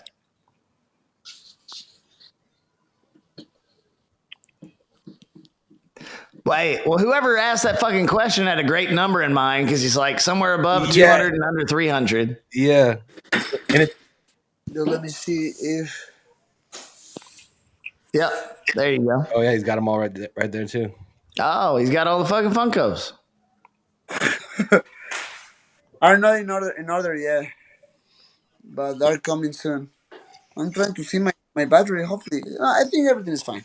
Okay, so yes, man. So how many you say? Okay, so over under 250 Funkos. Over. Over? Over. Okay. Over. All The right. next one is 250 Lego sets. How many do you think you've put together in your life? Over 250 or under? I don't have too much of Lego sets because those ones are huge. So Yes. you need to spend the time to build it. So like maybe less than 50. Wow, really? Oh, okay. Okay. So then, But I mean, the ones I have like are like huge ones, yeah. like big ones. Well, so someone Death asked, Star. does Brandon own a Lego UCS Millennium Falcon? I don't know what that means. I have a Millennium Falcon, but not the big one. It's Oh, okay. it's a big one, like $500 or $800. Like, but that one is like huge. Yeah. I have a small one. Okay. What's your dream Lego set? Like, what's the one Lego My set? dream Lego set. You know what? You know what? My wife, I think was last year. Yeah, gave me an huge Lego set. It was the Real Madrid stadium. You know, the Oh, soccer shit. team, Okay. Yeah. the Santiago Bernabeu. But I mean, that one is like huge. It's insane. I don't even know how many pieces of Lego are the set. But so I have like a lot of different things. I'm so busy and I don't have the time to build it yet. But that one I wanna finish it. Okay. Dude, yeah, you got to let me know how long that one takes to make. Here's the last one. What hurts more? A jab or stepping on a Lego?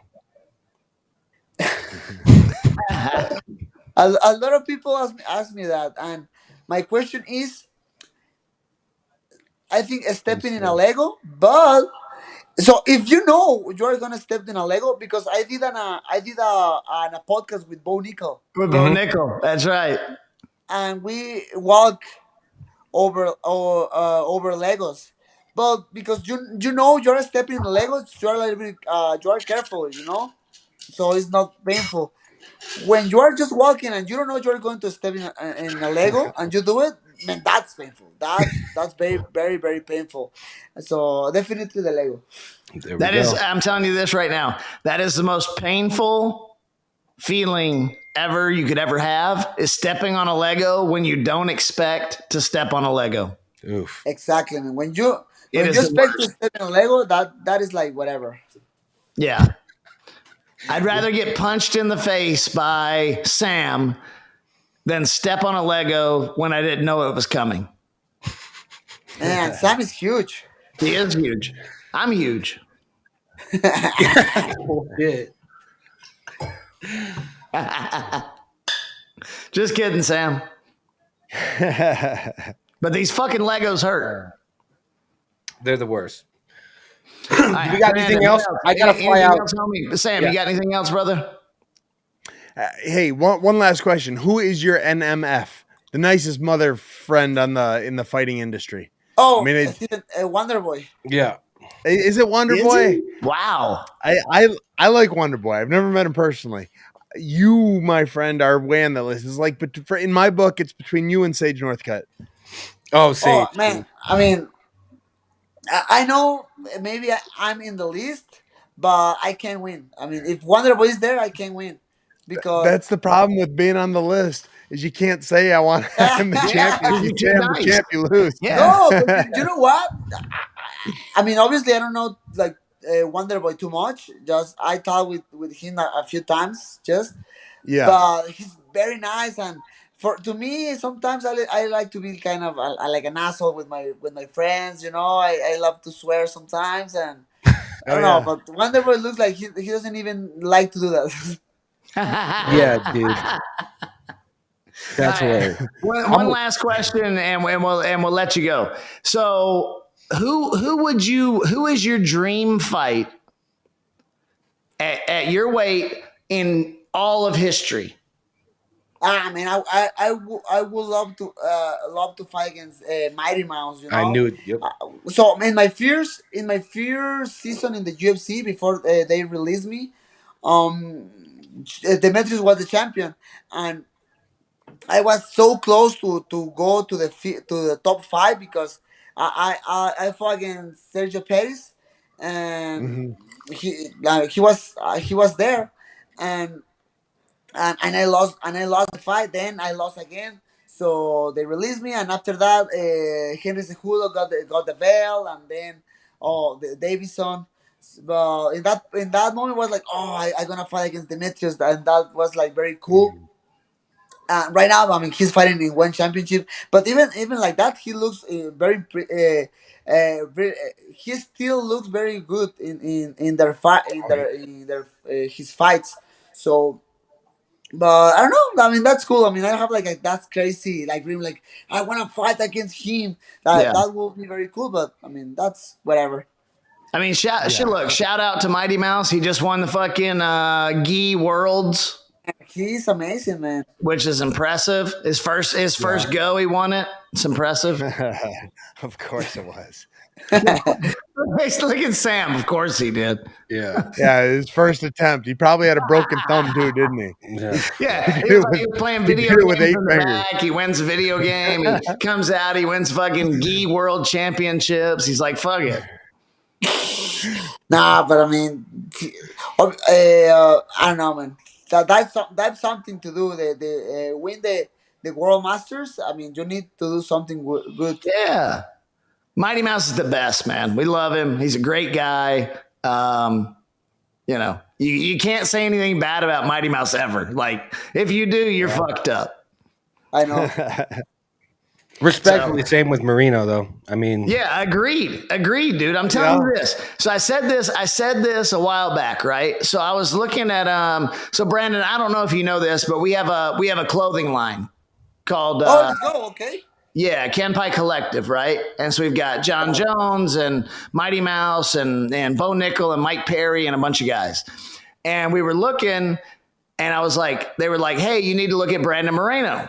And I'm like, Brandon's the nicest fucking guy ever. Dude, Mac, I'm telling you, Brandon takes a picture of himself with fucking eggs on a plate, right? And it's like 70,000 likes.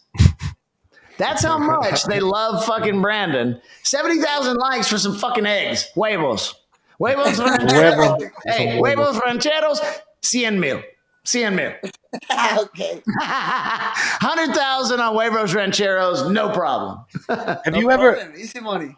Easy knocked money. anyone out and like walked up to him and just said like, "Sana sana colita de rana, sino sana hoy sana mañana"? Sorry. What? What? Have you ever heard that before? No. Yeah. That's like an old As shit. thing from grandmas, from Yes. moms. Yeah, that's what my Wow, stepmom wow. used to say to me when I didn't want to go to school. When you get hurt, Yes. and you're like, just try, oh, mom, something happened to me. Can Like, you oh, don't worry, sana, everything is fine. can you explain to I me do what it this. I means? do this. Arriba, abajo, por el centro, para adentro. Let's go. Enjoy, my man. Arriba la cruda. All right. Brandon, pleasure. You killed it, Brandon, brother. you're amazing. Let's You're go, amazing, guys. my friend. Killed it, Awesome. man. We'll talk We did it. soon. Finally, we did it. Sam, all the success in your fight, brother. Hey, I appreciate that, my friend. Love You it. too. You too. I look forward to you getting that belt back. Yes. Thanks, man. Guys, Yeah. thank you so much for the time, and see you in the next one. Yeah. Right. Thank All you. right, we'll see you in the next one, buddy. Let's Appreciate go. you, man. The only one we didn't pick was the Grasso fight. So, Mac, you're up next. So my thing with the Grasso fight, this one to me, dude, I love Alexa Grasso. Let's keep this real. Let's also keep it real about Shevchenko. I think this was 100% a Pena Nunez type fight. I thought this is someone that would never. Amanda didn't really surprise me. You know, it was too easy for her, but Shev just seemed like someone that would never ever underestimate somebody. I really think that's the case in this one. I think she didn't. I don't know if she didn't take it seriously because I don't really believe she's even capable of that. But I think she just maybe You guys get what I'm saying, right? I think it's a Pena. I think it's a Pena fucking Nunez situation all over again. I think Shevchenko comes back and smokes her because even the people that are adamant that Grasso would win, what's their breakdown? It's essentially just like she's got that dog in her. Yeah, it doesn't always happen.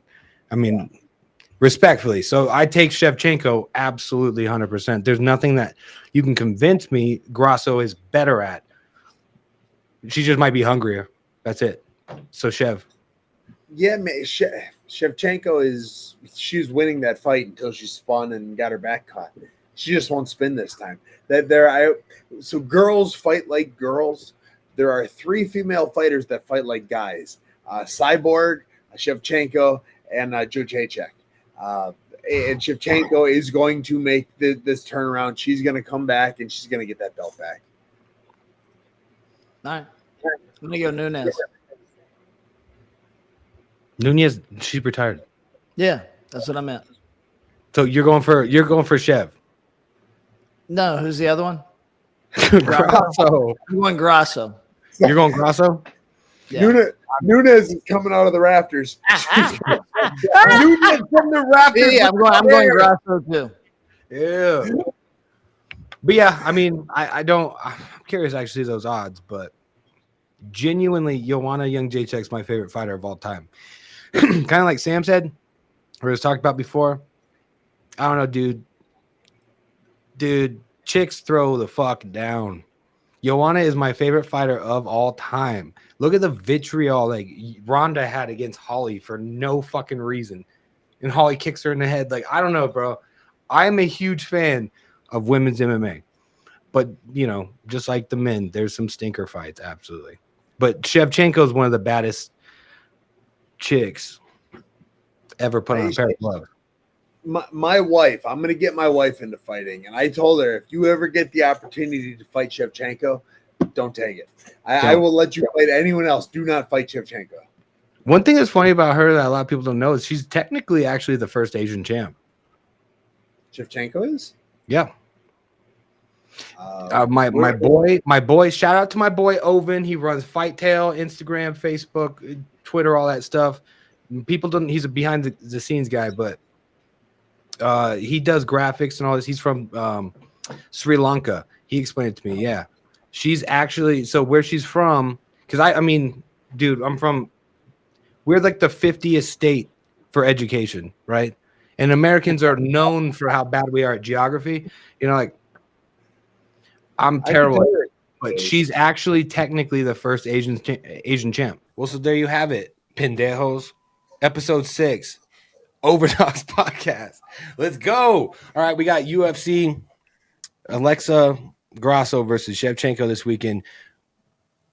Dude, I blew this one, man. Bad. What's all the points? Do it again, motherfucker. Pendejo. The pendejos threw me off when I saw you laugh at that. I was like, yeah. All right. Do it again. No, I know. All right, I botched the last one, but hang on. Let him reset. Boom. All right, pendejos, that's episode 6, OverDogs. Brandon Moreno, Chito Vera. We got Alexa Grasso versus Valentina Shevchenko this weekend. What are you guys' picks? Drop them in the comments. Make sure to, like, subscribe, all the Gucci stuff. Go follow. Look at this guy over here, Bagz. Go follow him on Instagram and Twitter if you really want to ruin your day. Dude, I blew it again. I've never blown it. I've only done it like one shot. All right. Shoot, Josh blew 2 dudes. All right. Episode 6, OverDogs Podcast, pendejos. We got ice bags over here sucking dicks. Me and Sam Alvey flying out to Dominican Republic tonight. We're going to get down there and do karate combat this weekend while you guys got Alexa Grasso versus Fuck. Hang on. You can't say ice bags over here sucking dicks. Like, you think you got further than you did. You really can't get past fucking ice bags. That's why dicks. I gave up halfway through. You can't fucking do that. Okay. All right. OverDogs Sucking Dick Podcast. Okay, I'm gonna turn off his screen. This is bullshit. I can't not look at him. All right, episode 6, OverDogs Podcast, pendejos. Let's go. Drop your picks in the comments. Subscribe, like OverDogs Podcast on socials, YouTube. Hit my boy Sam Alvey with follows. Hit my boy Icebags with follows, and we will see you guys for episode 7 here short.